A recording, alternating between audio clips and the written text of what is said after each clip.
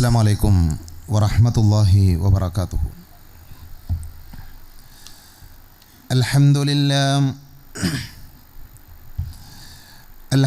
لله الواحد الأحد الفرد الصمد الذي لم يلد ولم يولد ولم يكن له كفوا أحد أحمده حمدا بلا أحد أشهد أن لا إله إلا الله وحده لا شريك له وأشهد أن محمدا عبده ورسوله اللهم صل على محمد وعلى آل محمد كما صليت على إبراهيم وعلى آل إبراهيم إنك حميد مجيد اللهم بارك على محمد وعلى آل محمد كما باركت على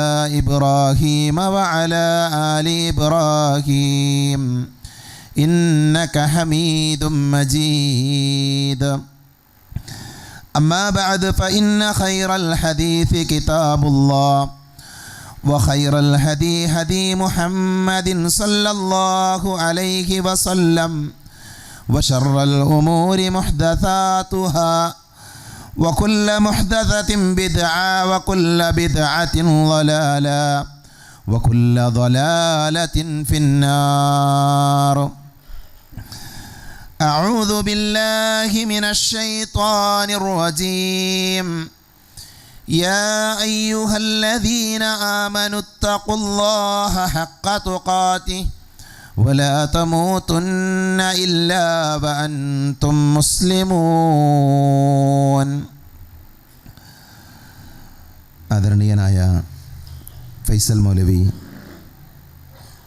wisdom Islamic ഓർഗനൈസേഷൻ്റെ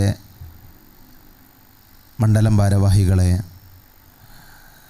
സ്നേഹാദരണീയരായ സഹോദരങ്ങളെ, സുഹൃത്തുക്കളെ, സർവ്വലോക രക്ഷിതാവായ അള്ളാഹുവിനെ സൂക്ഷിക്കണേ എന്ന് എന്നെയും നിങ്ങളെയും വളരെയധികം സ്നേഹത്തോടുകൂടെ ഓർമ്മപ്പെടുത്തുകയാണ്, ഉപദേശിക്കുകയാണ്. ഏറെ സന്തോഷകരമായ ഒരു സന്ദർഭത്തിലാണ് നിങ്ങളുടെ മുമ്പാകെ എഴുന്നേറ്റ് നിൽക്കുന്നത്. നമ്മുടെ പ്രബോധന മേഖല എങ്ങനെ സജീവമാക്കാം എന്നത് ചർച്ച ചെയ്യാൻ വേണ്ടി ഒരുമിച്ചിരിക്കുന്ന അനുഗ്രഹീതമായ ഒരു സദസ്സാണിത്. ഇതിൻ്റെ അവസാന സമയത്തുള്ള സംസാരമാണ് ഇപ്പം നടന്നുകൊണ്ടിരിക്കുന്നത്. നമ്മളെടുത്ത നല്ല തീരുമാനങ്ങൾ നടപ്പിലാക്കാൻ, ആ തീരുമാനങ്ങൾ മുന്നോട്ട് കൊണ്ടുപോകാൻ അള്ളാഹു നമ്മെ എല്ലാവരെയും അനുഗ്രഹിക്കുമാറാകട്ടെ.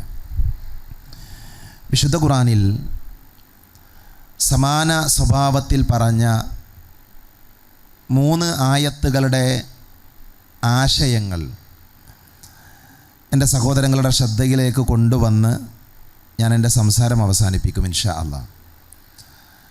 ഒന്ന്, വിശുദ്ധ ഖുർആനിലെ 2-ാം അധ്യായം സൂറത്തുൽ ബഖറ. സൂറത്തുൽ ബഖറയിൽ അല്ലാഹു സുബ്ഹാനഹു വ തആല വിശ്വാസികളായ ആളുകളോട് പറയുന്നുണ്ട്, ഫസ്തബിഖുൽ ഖൈറാത്ത്. നമുക്ക് പരിചയമുള്ള ആയത്താണ്. നന്മയിൽ നിങ്ങൾ മുന്നോട്ട് വരണം, നന്മയിൽ നിങ്ങൾ ധൃതി കാണിക്കണം എന്ന ആശയം നൽകുന്ന ആയത്ത്. വിശുദ്ധ ഖുർആനിലെ 3-ാം അധ്യായം സൂറത്തു ആലു ഇമ്രാൻ. സൂറത്തു ആലു ഇമ്രാനിലെ 133-ാമത്തെ ആയത്ത്, വസാരിഉ ഇലാ മഗ്ഫിറത്തിൻ മിർ റബ്ബിക്കും വജന്ന അർളുഹസ് സമാവാതു വൽ അർള് എന്ന് തുടങ്ങുന്ന വചനം. അവിടെയും അല്ലാഹു പറയുന്നത് വസാരിഉ ഇലാ മഗ്ഫിറത്തിൻ മിർ റബ്ബിക്കും വജന്ന, അല്ലാഹുവിലേക്കും അവൻ്റെ പാപമോചനത്തിലേക്കും അവൻ വിശ്വാസികൾക്ക് വേണ്ടി ഒരുക്കി വെച്ച സ്വർഗത്തിലേക്കും നിങ്ങൾ ധൃതി കാണിക്കണമെന്നാണ്, തിരക്ക് കൂട്ടണമെന്നാണ്. വിശുദ്ധ ഖുർആനിലെ അമ്മ ജുസിയിലെ സൂറത്തുൽ മുത്തഫിഫീൻ, സൂറത്തുൽ മുത്തഫിഫീനിൽ അല്ലാഹു സുബ്ഹാനഹു വ തആല സ്വർഗവുമായി ബന്ധപ്പെട്ട സ്വർഗത്തിലെ നിഅമത്തുകളെക്കുറിച്ച് പറഞ്ഞ് അതിന് ശേഷം അല്ലാഹു പറയുന്നുണ്ട്, ഫല്യതനാഫസിൽ മുതനാഫിസൂൻ, മത്സരിക്കുന്ന ആളുകൾ അതിനുവേണ്ടി മത്സരിക്കട്ടെ. ഈ 3 ആയത്തുകളെയും നമ്മൾ എടുത്തു നോക്കുമ്പോൾ ആ ആയത്തുകളുടെ ഒരു ആകത്തുക എന്ന് പറഞ്ഞാൽ മനുഷ്യരായ നമ്മളോട് അല്ലാഹു സുബ്ഹാനഹു വ തആല ധൃതി കാണിക്കാൻ പറയുന്നത്, തിരക്ക് കൂട്ടാൻ പറയുന്നത് നന്മകളിലാണ്. നല്ലത് ചെയ്യാൻ, സുഹൃതങ്ങൾ പ്രവർത്തിക്കാൻ, തിരക്ക് കാണിക്കാൻ അല്ലാഹു സുബ്ഹാനഹു വ തആല നമ്മളോട് ആവശ്യപ്പെടുന്നുണ്ട്. അല്ലാഹു നമുക്ക് നൽകിയ ആരോഗ്യം, അല്ലാഹു നമുക്ക് നൽകിയ സമയം, ഇതെല്ലാം നഷ്ടപ്പെടുന്നതിൻ്റെ മുമ്പ് ഈ ആയത്തുകൾ നമ്മുടെ ജീവിതത്തിൽ നമ്മൾ പ്രാവർത്തികമാക്കിയിട്ടില്ല എങ്കിൽ നമ്മെ സംബന്ധിച്ചിടത്തോളം നമ്മുടെ പരലോക ജീവിതം ഖേദത്തിനിടയാക്കുമെന്നാണ് മനസ്സിലാക്കാൻ സാധിക്കുന്നത്. അല്ലാഹു നമുക്ക് ആരോഗ്യം നൽകിയിട്ടുണ്ട്, പല വിധത്തിലുള്ള കഴിവുകൾ നൽകിയിട്ടുണ്ട്. അതെല്ലാം അനുഭവിച്ചും ആസ്വദിച്ചുമാണ് നമ്മൾ ഈ ലോകത്ത് ജീവിക്കുന്നത്. ഈ അനുഗ്രഹങ്ങൾ, ഈ ആസ്വാദനങ്ങൾക്കിടയിൽ റബ്ബ് നമ്മോട് ആവശ്യപ്പെട്ട കാര്യമാണ്, നന്മയിൽ നിങ്ങൾ എന്ത് ചെയ്യണം? മുന്നേറണം. ധാരാളം നന്മകൾ ചെയ്തുകൊണ്ടിരിക്കണമെന്ന് അല്ലാഹു സുബ്ഹാനഹു വ തആല നമ്മളോട് പറയുകയാണ്. എല്ലാ ദിവസവും മഹാനായ ഇബ്രാഹിമുൽ ഖവ്വാൽ എന്ന് പറയുന്ന ഒരു സലഫ് അദ്ദേഹം പറഞ്ഞതായി ചരിത്ര ഗ്രന്ഥങ്ങളിൽ കാണാൻ സാധിക്കും. എല്ലാ ദിവസവും വിളിച്ചു പറയുന്ന ഒരാൾ ഇപ്രകാരം വിളിച്ചു പറയുമെന്നാണ്, അന യൗമുൻ ജദീദ്, ഞാനൊരു പുതിയ ദിവസമാണ്. വ അല അമലിക ഷഹീദ്, ഇന്നത്തെ നിൻ്റെ പ്രവർത്തനങ്ങൾക്ക് ഞാൻ സാക്ഷിയാണ്. ഫതസവ്വദു മിന്നി ഫഇന്നി ലാ അഊദു ഇലാ യൗമിൽ ഖിയാമ, അതുകൊണ്ട് എന്നിൽ നിന്ന് കർമ്മങ്ങൾ അധികരിപ്പിക്കണമെന്നാണ്. നോക്കൂ, നിങ്ങൾ നന്മകൾ ചെയ്യാൻ, കർമ്മങ്ങൾ ചെയ്യാൻ നമ്മളെ പ്രേരിപ്പിക്കുകയാണ് സലഫുകളിൽപ്പെട്ട ആളുകൾ. എല്ലാ ദിവസവും ആ ദിവസം അവസാനിച്ചാൽ പിന്നെ അന്നത്തെ ദിവസത്തെ അമലുകൾ ചെയ്യാൻ നമുക്ക് സാധ്യമല്ല. ഫഇന്നി ലാ അഊദു ഇലാ യൗമിൽ ഖിയാമ അദ്ദേഹം അതിൻ്റെ അവസാന വാചകമായി ചേർത്ത് വെക്കുന്നുണ്ട്. ഇപ്പോൾ ഇന്നത്തെ ദിവസം കഴിഞ്ഞു അല്ലേ? അറബി കലണ്ടർ പ്രകാരം മഗ്രിബ് നമസ്കാരത്തിൻ്റെ ഈ മഗ്രിബ് വരെയുള്ള സമയമാണ് ഒരു ദിവസം എന്ന് പറഞ്ഞാൽ നമ്മൾ പുതിയൊരു ദിവസത്തിലാണ്. ഈ ദിവസം അവസാനിച്ചു കഴിഞ്ഞാൽ ഇന്നത്തെ അമലുകൾ ചെയ്യാൻ, ഇന്നത്തെ കർമ്മങ്ങൾ ചെയ്യാൻ പിന്നെ നമുക്ക് അവസരം ഉണ്ടാകില്ല അല്ലേ? ഇന്നത്തെ വൈകുന്നേര സമയത്ത് ദിക്റുകൾ ചൊല്ലാത്തവനത് നഷ്ടമാണ്. അതേപോലെ തന്നെ പ്രഭാത സമയത്തിലെ ദിക്റുകൾ ചൊല്ലാത്തയാൾക്ക് അത് നഷ്ടമാണ്. എന്തൊക്കെ അമലുകൾ ഒരു ദിവസം നമുക്ക് ചെയ്യാനുണ്ടോ അതെല്ലാം ചെയ്തുകൊണ്ടായിരിക്കണം നമ്മൾ ജീവിക്കുക. അതാണ് സൽക്കർമ്മങ്ങളെന്ന് പറഞ്ഞാൽ. മഹാനായ അലി ഇബ്നു അബീ താലിബ് റളിയല്ലാഹു അൻഹുവിൻ്റെ വാചകം പ്രസിദ്ധമാണ്. അദ്ദേഹം പറയുന്നുണ്ട്, ദുനിയാവ് നമ്മളിൽ നിന്ന് വിട പറഞ്ഞുകൊണ്ടിരിക്കുകയാണ്, പരലോകമോ അത് നമ്മളിലേക്ക് അടുത്തുകൊണ്ടിരിക്കുകയാണ്. ദുനിയാവിനും പരലോകത്തിനും വേണ്ടി ജീവിക്കുന്ന ആളുകളുണ്ട്. അദ്ദേഹത്തിൻ്റെ വാചകം ഇപ്രകാരം, വലാ തകൂനു മിൻ അബ്നാഇ ദുനിയ, നിങ്ങൾ ദുനിയാവിൻ്റെ മക്കളാകാൻ പാടില്ല, നിങ്ങൾ ഫകൂനു മിൻ അബ്നാഇൽ ആഖിറ, നിങ്ങൾ പരലോകത്തിൻ്റെ മക്കളാകണം. എന്നതിൻ്റെ കാരണമായി അദ്ദേഹം പറയുന്നത്, ഇന്നത്തെ ദിവസം എന്ന് പറഞ്ഞാൽ, ദുനിയാവ് എന്ന് പറഞ്ഞാൽ അത് അമല് ചെയ്യാനുള്ളതാണ്, കർമ്മങ്ങൾ ചെയ്യാനുള്ള, പ്രവർത്തിക്കാനുള്ളതാണ്. നാളെയോ? നാളെ വിചാരണയാണ്. നാളെ നമുക്ക് കർമ്മം ചെയ്യാൻ പറ്റില്ല. ഖബറിൽ കിടക്കുന്ന ആൾക്കാർക്ക് ഇബാദത്തില്ല, അവർ മരണപ്പെട്ടു പോയി, അവർക്ക് നിസ്കാരമില്ല, അവർക്ക് നോമ്പില്ല. മറിച്ച് അവർ ദുനിയാവിൽ ചെയ്ത പ്രവർത്തനങ്ങളുടെ ഫലങ്ങൾ അനുഭവിക്കുന്ന വേദിയാണ് ഖബർ എന്ന് പറഞ്ഞാൽ. അതുകൊണ്ട് തന്നെ ദുനിയാവിൽ നമ്മുടെ കടമയാണ് അമലുകൾ ചെയ്യുക എന്നുള്ളത്, നന്മകൾ പ്രവർത്തിക്കുക എന്നുള്ളത്. അതാണ് മഹാനായ റസൂലുള്ളാഹി സ്വല്ലല്ലാഹി അലൈഹി വസല്ലമ നമ്മളെ പഠിപ്പിച്ചിരിക്കുന്നത്. മരണസമയത്ത് മനുഷ്യൻ്റെ വിലാപം എന്താണ്? ചില ആളുകൾ മരിക്കുന്ന സമയത്ത് പറയുന്ന വാചകം ലഅല്ലി അഅമലു സാലിഹ, പടച്ചോനെ എന്നെ ഒന്ന് അവധിയൊന്ന് നീട്ടിത്തന്നാൽ ഞാൻ നന്മകൾ ചെയ്യാമെന്നാണ്. പ്രവർത്തിക്കാത്തതിൻ്റെ ദുഃഖമറിയുന്ന സമയമാണ് മരണത്തിൻ്റെ സമയം. അപ്പം മനുഷ്യൻ പറയുന്ന വാചകമാണ്, അള്ളാഹു അവധിയൊന്ന് നീട്ടിത്തന്നാൽ ഞാൻ സുഹൃതങ്ങൾ പ്രവർത്തിക്കാം, നന്മകൾ ചെയ്യാമെന്ന് മനുഷ്യർ വിലപിക്കുമെന്ന് മഹാനായ റസൂലുള്ളാഹി സ്വല്ലല്ലാഹി അലൈഹി വസല്ലമ ഖുർആനിലൂടെ നമ്മളെ പഠിപ്പിച്ചിട്ടുണ്ട്. അതുകൊണ്ട് തന്നെ അത്തരമൊരു വിലാപത്തിൻ്റെ സാഹചര്യം നമ്മുടെ ജീവിതത്തിൽ ഇല്ലാതിരിക്കാൻ, നമുക്ക് ലഭിക്കുന്ന സമയങ്ങളെ നന്മകൾ കൊണ്ട് ധന്യമാക്കാൻ നമുക്ക് സാധിക്കേണ്ടതുണ്ട്. യഥാർത്ഥത്തിൽ ഇന്നിവിടെ ഒരുമിച്ചിരുന്ന നിങ്ങൾ ഓരോരുത്തരും ആ നന്മ ചെയ്യാനുള്ള പ്രവർത്തനങ്ങളിൽ പങ്കാളികളാണ്. വരാൻ പോകുന്ന പ്രവർത്തനങ്ങളെക്കുറിച്ച്, ഖുർആൻ ക്ലാസ്സിനെക്കുറിച്ച്, വിജ്ഞാനവേദികളെക്കുറിച്ച്, മറ്റുള്ള ദഅവ പ്രോഗ്രാമുകളെക്കുറിച്ചുള്ള ചർച്ചകളിലായിരുന്നു നമ്മൾ. ഇത് നമുക്കുള്ളൊരു വാതിലാണ്. നന്മ പ്രവർത്തിക്കാൻ അള്ളാഹു ആവശ്യപ്പെട്ടു. ആ ആവശ്യം പൂർത്തീകരിക്കാൻ കഴിയുന്ന ഈ വേങ്ങരയിലും ഇതിൻ്റെ പരിസര പ്രദേശങ്ങളിലും അള്ളാഹുവിൻ്റെ ദീന് സത്യസന്ധമായി എത്തിക്കാനുള്ള വാതിലൂടെ തുറന്നിട്ടുണ്ട്. ആ വാതിലിലൂടെ കയറുക എന്നുള്ളത്, ആ നന്മകൾ പ്രവർത്തിക്കുക എന്നുള്ളത് നമ്മുടെ ബാധ്യതയാണ്. അത് ചെയ്യുകയാണ് എങ്കിൽ നമുക്കാണ് നേട്ടം. അതിൽ നിന്ന് നമ്മൾ പിറകോട്ട് പോയാൽ നഷ്ടം നമുക്കാണ് എന്ന് നമ്മൾ മനസ്സിലാക്കണം. മഹാനായ ഫുളൈൽ ഇബ്നു അയ്യാദ് റഹ്മത്തുള്ളാഹി അലൈഹി അദ്ദേഹം ഒരു മനുഷ്യനെ കാണുന്നുണ്ട്. ആ മനുഷ്യനെ കണ്ടപ്പോൾ അദ്ദേഹം ചോദിക്കുന്നുണ്ട്, കം അത്തത്ത് അലൈക്ക. ചോദ്യത്തിൻ്റെ പൊരുൾ ഇതാണ്, എത്ര കാലമായി ഇവിടെ വന്നിട്ട്, അല്ലെങ്കിൽ എത്ര വയസ്സായി എന്നാണ്. ആ സമയത്ത് ആ മനുഷ്യൻ പറഞ്ഞു, സിത്തൂന സന, 60 വയസ്സായി എന്ന് പറഞ്ഞു. 60 വയസ്സായി എനിക്കെന്ന മനുഷ്യൻ ഫുളൈൽ ഇബ്നു അയ്യാദ് റഹ്മത്തുള്ളാഹി അലൈഹിയോട് പറയുന്നു. അപ്പോൾ അദ്ദേഹം പറഞ്ഞു, നിങ്ങൾ അള്ളാഹുവിലേക്ക് അടുക്കാനായിട്ടുണ്ട്, അഥവാ മരണമൊക്കെ സംഭവിക്കാനായിട്ടുണ്ട്, പ്രായമായല്ലോ, 60 വർഷം ഇവിടെ ജീവിച്ചല്ലോ, ഇനി എത്ര കാലം നമുക്കൊക്കെ ബാക്കിയുണ്ടാവുക എന്ന രീതിയിൽ ആ മനുഷ്യനെ ഉത്ബോധിപ്പിച്ചപ്പോൾ അയാൾ പറഞ്ഞു, ഇന്നാ ലില്ലാഹി വ ഇന്നാ ഇലൈഹി റാജിഊൻ. ഈ വാചകം ഇസ്തിർജാഇൻ്റെ വാചകം പറഞ്ഞു. ഫുളൈൽ ഇബ്നു അയ്യാദ് ആ സമയത്ത് ആ മനുഷ്യനോട് ചോദിക്കുന്നുണ്ട്, നിങ്ങൾ ഈ പറഞ്ഞ വാചകത്തിൻ്റെ തഫ്സീർ എന്താ നിങ്ങൾക്കറിയോ? എന്താണ് അതിൻ്റെ വിശദീകരണം? ആ വാചകം കൊണ്ട് അർത്ഥമാക്കുന്നത് എന്താണ് എന്ന് നിങ്ങൾക്കറിയോ? എന്നിട്ട് ആ മനുഷ്യൻ അതിൻ്റെ തഫ്സീർ പറഞ്ഞു കൊടുക്കുന്നുണ്ട്. മഹാനായ ഫുളൈൽ ഇബ്നു അയ്യാദ് റഹ്മത്തുള്ളാഹി അലൈഹി ഇന്നാ ലില്ലാഹി വ ഇന്നാ ഇലൈഹി റാജിഊൻ എന്ന് പറഞ്ഞാൽ, ഇന്നാ ലില്ലാഹി തഖൂലു അന ലില്ലാഹി അബ്ദുൻ, ഞാൻ അള്ളാൻ്റെ അടിമയാണ്. നമ്മളാ പറഞ്ഞതിൻ്റെ ഈ വാക്ക് പറയാത്ത ആരാ നമ്മുടെ കൂട്ടത്തിലുള്ളത്?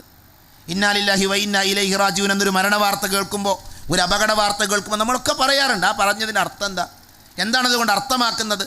ഫുളൈൽ ഇബ്നു അയ്യാദ് റഹ്മത്തുള്ളാഹി അലൈഹി പറയുന്നത്, അത് പറയുന്ന ഒരാൾ അയാൾ പറയാണ്, ഞാൻ അള്ളാഹുവിൽ നിന്നുള്ളവനാണ്, ഞാൻ അള്ളാഹുവിൽ നിന്നുള്ളവനാണ്, അള്ളാഹുവിൽ നിന്നുള്ള ഒരാളാണ് എന്ന് നമ്മൾ മനസ്സിലാക്കി കഴിഞ്ഞാൽ, ഫമൻ അലിമ അന്നഹു അബ്ദുല്ലാഹി വ അന്നഹു ഇലൈഹി റാജിഊൻ, അവൻ എന്ത് ചെയ്യും? അള്ളാഹുവിലേക്ക് മടങ്ങും.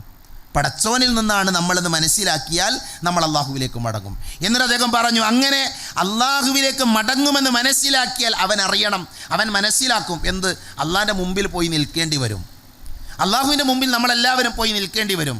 അങ്ങനെ അള്ളാഹുവിൻ്റെ മുമ്പിൽ പോയി നിൽക്കുകയാണ് എങ്കിൽ അവിടുത്തെ അടുത്ത പണി എന്താ? വിചാരണ ഉണ്ട്. അള്ളാഹു സുബ്ഹാനഹു വ തആല ഫൽയഅലം ബിഅന്നഹു മസ്ഊലൻ, അവനോട് ചോദ്യം ചെയ്യും, അവനെ വിചാരണ നടത്തും. അതുകൊണ്ട് തന്നെ ആ ചോദ്യങ്ങളെ നേരിടാൻ, ആ ചോദ്യങ്ങൾക്ക് മറുപടി പറയാൻ നമ്മൾ തയ്യാറാകണമെന്ന് മഹാനായ ഫുളൈൽ ഇബ്നു അയ്യാദ് റഹ്മത്തുള്ളാഹി അലൈഹി ഓർമ്മപ്പെടുത്തിയത് കാണാൻ സാധിക്കും. അവിടെ ആ വിചാരണ നേരിടുന്ന സമയത്ത് എന്താ വേണ്ടത്? അമലുകളാണ്. നമ്മുടെ വിശ്വാസവും അമലുകളും ശരിയാകണം. എങ്കിലാണ് ആ വിചാരണയിൽ നമുക്ക് വിജയിക്കാൻ സാധിക്കുക. ഫുളൈൽ ഇബ്നു അയ്യാദ് റഹ്മത്തുള്ളാഹി അലൈഹിയോട് ആ മനുഷ്യൻ ചോദിക്കുന്നുണ്ട്, 60 വയസ്സായ ആൾ ചോദിക്കുന്നുണ്ട്, ഞാൻ എന്താ ഇനി ചെയ്യേണ്ടത്? എന്താണ് ആ വിചാരണയിൽ നിന്ന് രക്ഷപ്പെടാനുള്ള വഴി എന്താണ്? അപ്പോൾ അദ്ദേഹത്തോട് പറഞ്ഞു, ഇനിയുള്ള കാലഘട്ടം നിങ്ങൾ നന്മയിൽ ജീവിച്ചോളൂ, നല്ലത് ചെയ്തോളൂ, നിങ്ങളുടെ ജീവിതം നിങ്ങൾ നന്നാക്കിക്കോളൂ. അങ്ങനെയാണെങ്കിൽ അള്ളാഹു നിങ്ങൾക്ക് പുറത്തു തരും, അള്ളാഹു നിങ്ങളെ സ്വീകരിക്കും, നിങ്ങൾക്ക് നന്മയിൽ ജീവിക്കാൻ സാധിക്കും. എന്നാൽ ഇനിയും നിങ്ങൾ ധിക്കാരത്തിലും തോന്നിവാസത്തിലും അതേപോലെ തന്നെ അള്ളാഹുവിനെ അവഗണിച്ചുമാണ് ജീവിക്കുന്നത് എങ്കിൽ അത് നിങ്ങൾക്ക് പരലോകത്ത് നഷ്ടമാണ് ഉണ്ടാക്കുക എന്ന് ആ മഹാപണ്ഡിതൻ ഉപദേശിച്ചത് നമുക്ക് കാണാൻ പറ്റും. പ്രിയപ്പെട്ടവരെ, ഇത് നമുക്ക് കൂടെയുള്ള പാഠമാണ്. നമ്മൾ ഇന്ന് ഓരോ ദിവസങ്ങളും കൊഴിഞ്ഞുകൊണ്ടിരിക്കുകയാണ്, നമ്മൾ നമ്മുടെ ഖബറിലേക്ക് അടുത്തുകൊണ്ടിരിക്കുകയാണ്. അതുകൊണ്ട് തന്നെ ഈ ലോകത്ത്, ഈ ദുനിയാവിൽ സാധിക്കുന്ന എത്ര നന്മകൾ ചെയ്യാനുള്ള മത്സരയോട്ടം നടത്തേണ്ട ആൾക്കാരാണ് നമ്മൾ. വിശുദ്ധ ഖുർആനിൽ അമ്പിയാക്കളെ കുറിച്ച് അള്ളാഹു പറഞ്ഞ പ്രയോഗം എന്താ? അള്ളാഹു സുബ്ഹാനഹു വ തആല പ്രവാചകന്മാരെ കുറിച്ച് പറയുന്നുണ്ട്, ഇന്നഹും കാനു യുസാരിഊന ഫിൽ ഖൈറാത്ത്. അവരാരാണ്? അമ്പിയാക്കളാരാ? അവർ ഖൈറാത്തുകളിൽ, നന്മകളിൽ ധൃതി കാണിച്ച ആളുകളാണ്, നന്മകൾ ചെയ്യാൻ മത്സരിച്ച ആളുകളാണ്, നന്മകൾക്ക് വേണ്ടി സമയം കണ്ടെത്തിയ ആളുകളാണ്. നമ്മുടെ നബി സല്ലല്ലാഹു അലൈഹി വസല്ലമയുടെ ജീവിതം മാത്രം എടുത്തു നോക്കൂ നിങ്ങൾ. സ്വർഗത്തിലേക്ക് ആദ്യം പ്രവേശിക്കുന്നതാരാ? മുഹമ്മദ് നബി സല്ലല്ലാഹു അലൈഹി വസല്ലമയാണ് അല്ലേ? സ്വർഗത്തിൻ്റെ വാതിലിൽ മുട്ടുകൾക്കും. ആ സ്വർഗത്തിൻ്റെ വാതിലിൽ മുട്ടുകൾക്കുമ്പോൾ സ്വർഗത്തിൻ്റെ കാവൽക്കാരനായ മലക്ക് ചോദിക്കുന്നുണ്ട്, ആരാണ്? അപ്പോൾ പറയും മുഹമ്മദ് നബിയാണ്. അപ്പോൾ ആ മലക്ക് പറയുന്ന വാചകം എന്താ? അള്ളാഹു പറഞ്ഞിട്ടുണ്ട്, ആദ്യമായി ഈ സ്വർഗത്തിൻ്റെ വാതിലുകൾ തുറന്നു കൊടുക്കേണ്ടത് മുഹമ്മദ് നബിക്കാണ്, മുഹമ്മദിനാണ്. അങ്ങനെ മുഹമ്മദ് നബി സല്ലല്ലാഹു അലൈഹി വസല്ലം ആദ്യമായി സ്വർഗത്തിൽ പ്രവേശിക്കും. മനുഷ്യന്മാരുടെ കൂട്ടത്തിൽ ആദ്യം സ്വർഗത്തിൽ പ്രവേശിക്കുന്ന നബി സല്ലല്ലാഹു അലൈഹി വസല്ലമയാണ്. നബിക്കുള്ള പ്രത്യേകത എത്രയാണ്? ലോകത്തിലെ ഏറ്റവും ശ്രേഷ്ഠനായ മനുഷ്യനായി മുഹമ്മദ് നബി സല്ലല്ലാഹു അലൈഹി വസല്ലമയെ അള്ളാഹു തിരഞ്ഞെടുത്തത് അല്ലേ? ആ പ്രവാചകൻ സല്ലല്ലാഹു അലൈഹി വസല്ലമ രാത്രിയിൽ കാലിൽ നീരുകെട്ടുവോളം നമസ്കരിച്ചു എന്ന് പറയുമ്പോൾ എത്രമാത്രം നന്മയിൽ മുന്നേറി, എത്രമാത്രം നന്മയിൽ മത്സരിച്ചു. രാത്രിയിൽ കാലിൽ നീരുകെട്ടുവോളം മഹാനായ പ്രവാചകൻ സല്ലല്ലാഹു അലൈഹി വസല്ലമ നമസ്കരിക്കുകയാണ്. നബിനോട് ചോദിക്കും, നബിയെ, കഴിഞ്ഞു പോയതും വരാനിരിക്കുന്നതുമായ പാപങ്ങളൊക്കെ നിങ്ങൾക്ക് പുറത്തു തന്നിട്ടില്ല, പിന്നെ എന്തിനാ നബിയെ അഫല അകൂന അബ്ദൻ ഷക്കൂറ എന്നായിരുന്നു നബി സല്ലല്ലാഹു അലൈഹി വസല്ലമയുടെ മറുപടി. നമ്മളെവിടെയുള്ളത്? ഞാനും നിങ്ങളൊക്കെ എവിടെയുള്ളത്? നമ്മൾ ഓരോരുത്തരും ആത്മാർത്ഥമായി ആലോചിക്കേണ്ടതുണ്ട്. പ്രവാചകൻ സല്ലല്ലാഹു അലൈഹി വസല്ലമ എല്ലാ വിധത്തിലും ശ്രേഷ്ഠനായ മുഹമ്മദ് നബി സല്ലല്ലാഹു അലൈഹി വസല്ലമ നന്മകളിൽ നമുക്ക് വലിയ മാതൃകയാണ് കാണിച്ചത്. ആ നബിയുടെ അനുയായികളാണ് നമ്മൾ. ആ നബിയെ പിൻപറ്റുന്ന ആൾക്കാരാണ് നമ്മൾ. അപ്പം നമ്മുടെ ജീവിതത്തിൽ ഒരു ദിവസം എന്തൊക്കെ നന്മയുണ്ട്, എന്തൊക്കെ ചെയ്യാൻ നമുക്ക് അവസരമുണ്ട്, എന്താ നമ്മൾ പ്രവർത്തിക്കുന്നത് നമ്മൾ ആത്മാർത്ഥമായി പരിശോധിക്കണം. പ്രിയപ്പെട്ടവരെ, ഞാൻ പറഞ്ഞല്ലോ, നന്മയുടെ ഒരുപാട് വാതിലുകൾ നമ്മുടെ മുൻപിലുണ്ട്. നന്മ ചെയ്യാനുള്ള പ്രവർത്തനങ്ങൾ. ഇപ്പോൾ നേരത്തെ ഞാൻ കേട്ടു സെക്രട്ടേറിയറ്റിൽ മീറ്റിംഗ് നടക്കുന്ന കാര്യം. അതേപോലെ തന്നെ നമ്മളെ യോഗങ്ങൾ, പലപ്പോഴും പല ആൾക്കാരും യോഗങ്ങളിൽ പങ്കെടുക്കാൻ പല ആളുകൾക്കും മടിയാണ് അല്ലേ. യോഗങ്ങളിൽ പങ്കെടുക്കാൻ വയലുണ്ടോ ഞാൻ വരാമെന്ന് പറയും, ക്ലാസ് ഉണ്ടോ ഞാൻ വരാം, യോഗങ്ങൾക്ക് അത് ഞാൻ ഉണ്ടാവില്ല എന്നാണ് പല ആൾക്കാരും പറയാറുള്ളത്. സഹോദരങ്ങൾ, യോഗങ്ങളിൽ പങ്കെടുത്താൽ അതുകൊണ്ട് ലഭിക്കുന്ന നേട്ടങ്ങൾക്കറിയാം. ഞാൻ സൗദി അറേബ്യയിൽ 15 വർഷം ഒരു ദഅവാ സെൻ്ററിൽ ജോലി ചെയ്ത ആളാണ്. ഞാൻ ജോലി ചെയ്യുന്ന ദഅവാ സെൻ്ററിൽ 30 പ്രബോധകന്മാരുണ്ടായിരുന്നു. 30 ആളുകൾ, വിവിധ ഭാഷക്കാർ, ചൈനക്കാരനുണ്ട്, ഇന്തോനേഷ്യക്കാരുണ്ട്, കെനിയക്കാരനുണ്ട്, അങ്ങനെ വിവിധ രാജ്യങ്ങളിൽ നിന്നുള്ള 30ഓളം പ്രബോധകന്മാരുണ്ട്. അവിടെ ഓരോ അരമണിക്കൂറിലും ഒരാൾ ഇസ്ലാം സ്വീകരിക്കും. ഞാൻ ആ വാചകം ഒന്നും കൂടി ആവർത്തിക്കാം. ഓരോ അരമണിക്കൂറിൽ ഒരാൾ, ഞാൻ ഇസ്ലാം സ്വീകരിക്കുന്നതിൻ്റെ കണക്ക് പറയാൻ വേണ്ടിയിട്ടല്ല ഇത് പറയുന്നത്, ഓരോ അരമണിക്കൂറിലും ഒരാൾ ഇസ്ലാം സ്വീകരിക്കും. 83 രാജ്യങ്ങളിൽ നിന്നായി ഒട്ടനവധി പ്രബോധകന്മാരുടെ പ്രവർത്തന ഫലമായി ഞാൻ ജോലി ചെയ്ത സ്ഥാപനത്തിലെ ഓരോ അരമണിക്കൂറിലും കൃത്യമായ കണക്കിൻ്റെ അടിസ്ഥാനത്തിൽ ഞാൻ പറയുന്നത്. ഞാൻ എന്തിനാ ഈ കണക്ക് പറഞ്ഞെന്നറിയോ? സൗദി അറേബ്യയിൽ എങ്ങനെ ജാലിയാത്തുകൾ ഉണ്ടായത്? നമ്മുടെ അബ്ദുൽ ജബ്ബാർ മദീനി, ഉമർ കോയ മദീനിയെ പോലെയുള്ള നമ്മുടെ വലിയ വലിയ പണ്ഡിതന്മാരൊക്കെ അവിടെയുള്ള ജാലിയാത്തുകൾ ഈ ജാലിയാത്തുകൾ സൗദി അറേബ്യയിൽ എങ്ങനെ ഉണ്ടായത്? അതിൻ്റെ ചരിത്രം നമ്മൾ വായിക്കുമ്പോൾ പ്രായം ചെന്ന ഒരു മനുഷ്യൻ ഒരു യോഗത്തിൽ പറഞ്ഞ അഭിപ്രായമാണ്. പ്രായം ചെന്ന ഒരു മനുഷ്യൻ അവിടുത്തെ ഭരണാധികാരികൾ വിളിച്ചുകൂട്ടിയ യോഗത്തിൽ പറഞ്ഞ ഒരു അഭിപ്രായമാണ് എന്തായി മാറിയത്? ദഅവാ സെൻ്ററുകളായി മാറിയത്, ജാലിയാത്തുകളായി മാറിയത്. അയാൾക്ക് എത്ര കൂലി കിട്ടുന്നുണ്ടാകും അല്ലേ? ഈ നാട്ടിലേക്ക് ആളുകൾ വരുന്നുണ്ട്, അവരൊക്കെ ഇവിടെ വന്ന് പണം സമ്പാദിച്ച് റിസ്ക് നേടി വീടുണ്ടാക്കി കാറ് വാങ്ങി അവരൊക്കെ തിരിച്ചു പോകണം. അത് പോരാ, അള്ളാൻ്റെ ദീൻ അവർക്ക് പറഞ്ഞു കൊടുക്കണം, അള്ളാൻ്റെ ദീൻ അവർക്ക് എത്തിച്ചു കൊടുക്കണം. ഒരു മനുഷ്യൻ്റെ അഭിപ്രായമായിരുന്നു, ഒരു യോഗത്തിലെ ഒരു മനുഷ്യൻ്റെ അഭിപ്രായം. ആ അഭിപ്രായം എന്തായി മാറി? 100 കണക്കിന് ദഅവാ സെൻ്ററുകൾ സൗദി അറേബ്യയിൽ ഉണ്ടായി. ആ 100 കണക്കിന് ദഅവാ സെൻ്ററുകളിൽ ഒന്നാണ് ഏത്? ഞാൻ വർക്ക് ചെയ്ത ജുബൈലിലെ ദഅവാ സെൻ്റർ. അവിടെ ഓരോ അരമണിക്കൂർ അയാൾ ഇസ്ലാം സ്വീകരിക്കും. അതിൻ്റെ കൂലി എത്രയായിരിക്കും? ആ ഖബറിൽ കിടക്കുന്ന മനുഷ്യൻ്റെ അജ്ർ എത്രയായിരിക്കും? നമ്മൾ ഈ കഴിഞ്ഞ ദിവസങ്ങളിൽ നമുക്ക് ലഘുലേഖ ലഭിച്ചില്ലേ? ആ ലഘുലേഖ, നബിദിനവുമായി ബന്ധപ്പെട്ട ലഘുലേഖ, ആ ലഘുലേഖ കയ്യിൽ ലഭിച്ചപ്പോൾ നമ്മളെന്താ ചിന്തിച്ചത്, നമ്മളെന്താ ആലോചിച്ചത്? ഒരു ലഘുലേഖയിലൂടെ ഒരാൾക്ക് മാറ്റം വരുമോ? മാറ്റം വരും. ഒരാൾക്ക് മാറ്റം വരുമെന്ന് ചോദിച്ചാൽ അത്ഭുതങ്ങൾ സംഭവിക്കും. ചിലപ്പോൾ എൻ്റെ ഒരു സുഹൃത്തുണ്ട്, ഷെയ്ഖ് യൂസുഫ് എന്നാണ് അദ്ദേഹത്തിൻ്റെ പേര്. അദ്ദേഹം മരണപ്പെട്ടു പോയി. അള്ളാഹു അദ്ദേഹത്തിൻ്റെ ഖബറിടം വിശാലമാക്കി കൊടുക്കുമാറാകട്ടെ. സൗദി അറേബ്യയിലെ പത്രങ്ങൾ ഷെയ്ഖ് യൂസുഫിനെ കുറിച്ച് എഴുതി. സൗദി അറേബ്യയിലെ പത്രങ്ങൾ ഷെയ്ഖ് യൂസുഫിനെ കുറിച്ച് അദ്ദേഹം മരണപ്പെട്ടപ്പോൾ എഴുതിയ വാർത്ത എന്താ അറിയോ? ഷെയ്ഖ് യൂസുഫ് എന്ന് പറയുന്ന മനുഷ്യൻ്റെ പ്രബോധന പ്രവർത്തനങ്ങളുടെ ഫലമായി ഏകദേശം 20,000 ആൾക്കാർ ഇസ്ലാം സ്വീകരിച്ചതാണ്. അയാളുടെ മാത്രം പ്രബോധന പ്രവർത്തന ഫലമായിട്ട്. അയാളുടെ സ്ഥലത്ത് പ്രസംഗിക്കാൻ പോയാൽ അവിടെ കൂടുന്ന ആൾക്കാരെന്ത് ചെയ്യുന്ന പറയും, അവരിങ്ങനെ ഇയാളെ പ്രസംഗം കേൾക്കും. പിന്നെ അവിടുന്ന് കെലിമേലും ഒന്നായിട്ട് കെലിമേലും വല്ലാത്തൊരു വശ്യത അദ്ദേഹത്തിൻ്റെ സംസാരത്തിനുണ്ടായിരുന്നു. അദ്ദേഹം എങ്ങനെ ഇസ്ലാമിലേക്ക് വന്നു? അദ്ദേഹം ഒരു ക്രിസ്ത്യാനിയായിരുന്നു. അദ്ദേഹം എങ്ങനെ ഇസ്ലാമിലേക്ക് വന്നറിയോ? അദ്ദേഹം സൗദി അറേബ്യയിലേക്ക് വർക്ക്ഷോപ്പിലേക്ക് ജോലിക്ക് വന്ന മനുഷ്യനാണ്. ആരോ ഒരാൾ കൊണ്ടുപോയി കൊടുത്ത, ആരാണ്? ഈസാ നബി എന്ന് പറയുന്ന ഒരു ലഘുലേഖ വായിച്ചാണ് അദ്ദേഹം ഇസ്ലാമിലേക്ക് വരുന്നത്. ആ മനുഷ്യൻ പിൽക്കാലഘട്ടത്തിൽ പഠിച്ച് പണ്ഡിതനായി പ്രബോധകനായി ആ പ്രബോധന പ്രവർത്തനങ്ങളിൽ ഏർപ്പെട്ടുകൊണ്ടിരിക്കുമ്പോൾ അയാളുടെ മേശൻ്റെ മുമ്പിലിരുന്ന് ആ ദഅവാരംഗത്ത് പ്രവർത്തിച്ചു കൊണ്ടിരിക്കുന്നതിനിടയിലാണ് അദ്ദേഹം മരിക്കുന്നത്. നോക്കി നിങ്ങൾ, ഒരു ലഘുലേഖ, ആ ഒരു ലഘുലേഖയിലൂടെ ഈ ലോകത്തിന് കിട്ടിയത് എന്താ? വലിയൊരു പ്രബോധകനെ കിട്ടി, അനേകായിരം ആളുകളെ ഇസ്ലാമിലേക്ക് കൊണ്ടുവരാൻ പറ്റുന്ന, അതിന് അല്ലാഹു തൗഫീഖ് അദ്ദേഹത്തിന് നൽകി. അതുകൊണ്ട് നമ്മൾ അവസരങ്ങളെ നിസ്സാരമായി കാണാൻ പാടില്ല. മീറ്റിങ്ങുകൾ നമ്മൾ പങ്കെടുക്കണം, മീറ്റിങ്ങുകളിൽ നമ്മൾ അഭിപ്രായം പറയണം അല്ലേ? മീറ്റിങ്ങുകളിൽ അഭിപ്രായം പറഞ്ഞാൽ ഇപ്പം നോക്കൂ നിങ്ങൾ, ടീച്ചേഴ്സ് കോൺഫറൻസ് വരാൻ പോകും. ഞാൻ ആലോചിക്കുന്നത്, ഈ ടീച്ചേഴ്സ് കോൺഫറൻസുള്ള ആ ചിന്ത ആരെ തലയിൽ ഉണ്ടായത്? കേരളത്തിൽ 1500 2000 ടീച്ചർമാരെ ഒരുമിച്ച് കൂട്ടി അവർക്ക് വിദ്യാർത്ഥികൾക്ക് പകർന്നു കൊടുക്കേണ്ട പാഠങ്ങൾ പകർന്നു കൊടുക്കുകയാണ്. ഇതൊരാശയമാണ്. ഈ ആശയം എവിടെ നിന്നാണ് ഉണ്ടായത്? ക്ലാസ്സിന് പോയപ്പോൾ മീറ്റിങ്ങിലാണ് ഈ ആശയം ഉണ്ടായത്, യോഗങ്ങളിലാണ്. അപ്പോൾ യോഗങ്ങൾ നമ്മൾ നിസ്സാരമായി കാണാൻ പാടില്ല. യോഗങ്ങൾ വലിയ പ്രാധാന്യമുള്ള വിഷയമാണ്. അതുകൊണ്ട് തന്നെ ക്ലാസ്സിൽ പങ്കെടുക്കൽ നമുക്ക് ഇൽമു നേടാനും പഠിക്കാനൊക്കെ അത്യാവശ്യമാണ്. അതേപോലെ ഒരുപക്ഷെ അതിനേക്കാൾ വലിയൊരു പ്രതിഫലം ലഭിക്കുന്ന മേഖലകളാണ് യോഗങ്ങൾ നമ്മൾ മനസ്സിലാക്കണം. ഞാനിത് പറയാൻ കാരണം, നമ്മളൊക്കെ ഭാരവാഹികളാണ്, നമ്മളൊക്കെ ഭാരം വഹിക്കുന്ന ആളുകളാണ്, നേതൃത്വം ഏറ്റെടുത്ത ആൾക്കാരാണ്, മണ്ഡലത്തിൻ്റെ, ശാഖയുടെ, അതേപോലെ തന്നെ എക്സിക്യൂട്ടീവ് കമ്മിറ്റിയിലൊക്കെ അംഗങ്ങളാണ് നമ്മൾ. നമ്മൾ യോഗങ്ങൾ എന്ത് ചെയ്യാൻ പാടില്ല? ബാക്കൊക്കെ നിൽക്കാൻ പാടില്ല. യോഗങ്ങൾ നമ്മൾ പങ്കെടുക്കണം. അത് ഗൗരവമായി കാണുന്ന അവസ്ഥ ഉണ്ടാകണം. പീസ് റേഡിയോ ഉണ്ടായത് എങ്ങനെയാണ്? പീസ് റേഡിയോ വെറുതെ ഉണ്ടായതല്ല, അതിൻ്റെ പിന്നിൽ അധ്വാനമല്ലേ, അതിൻ്റെ പിന്നിൽ കുറേ ചർച്ചകളില്ലേ. കാസർഗോഡ് നിന്ന് നമ്മുടെ സഹോദരങ്ങൾ അവർ തിരിച്ചു വരുമ്പോൾ അവരാലോചിച്ച ഒരാലോചനയാണ് എന്ത്, ഈ 100 കണക്കിന് വീടുകളിലേക്ക് നമ്മൾ പോയി, ഇനി എങ്ങനെ നമ്മൾ അവരുടെ വീട്ടിലേക്ക് പോവുക, അവരെങ്ങനെ ഇനി നമ്മളെക്കുറിച്ച് കേൾക്കുക. ആ ഒരു ചിന്തയിൽ നിന്നാണ്, ആ ഒരു ആലോചനയിൽ നിന്നാണ്, ആ ഒരു ചർച്ചയിൽ നിന്നാണ് ഇന്ന് നമ്മൾ കാണുന്ന പീസ് റേഡിയോ രൂപമെടുക്കുന്നത്. നോക്കി, നിങ്ങൾ ആലോചനകൾ ഉണ്ടാകണം, യോഗങ്ങൾ ഉണ്ടാകണം, അതിലൂടെ വലിയ നന്മകൾ ഉണ്ടാകും, വലിയ മാറ്റങ്ങൾ ഉണ്ടാകും. അതുകൊണ്ട് തന്നെ യോഗങ്ങളെ നമ്മൾ ഒരിക്കലും എന്ത് ചെയ്യാൻ പാടില്ല, നിസ്സാരമായി കാണാൻ പാടില്ല. അവസരങ്ങളെ, നമുക്ക് ലഭിക്കുന്ന അവസരങ്ങളെ നന്മയ്ക്ക് വേണ്ടി നമ്മൾ ഉപയോഗിക്കണം. നബി സല്ലല്ലാഹു അലൈഹി വസല്ലം മുന്നിലേക്ക് അൻസാറുകളായ ഒരു കൂട്ടം ആളുകൾ വരുന്നൊരു ചരിത്രമുണ്ട്. ആ അൻസാറുകളായ ആളുകൾ അവർ മദീനയിൽ നിന്ന് ഒരു കുറച്ച് ദൂരെയാണ് അവർ താമസിക്കുന്നത്. അവർക്കൊരു പ്രശ്നമുണ്ട്. ആ അൻസാറുകളായ ആളുകൾക്ക് കുടിക്കാൻ വെള്ളമല്ല, അതേപോലെ തന്നെ അവരുടെ കന്നുകാലികൾക്ക് കുളിക്കാൻ ഒന്നിനും വെള്ളമല്ല. അവർ വലിയ പ്രയാസത്തിലാണ്.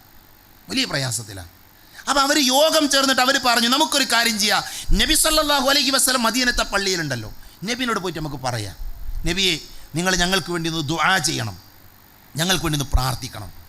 നിങ്ങൾ പ്രാർത്ഥിച്ചാൽ അള്ളാഹു ഉത്തരം നൽകുന്നതെന്ന് ഞങ്ങൾക്കറിയാം.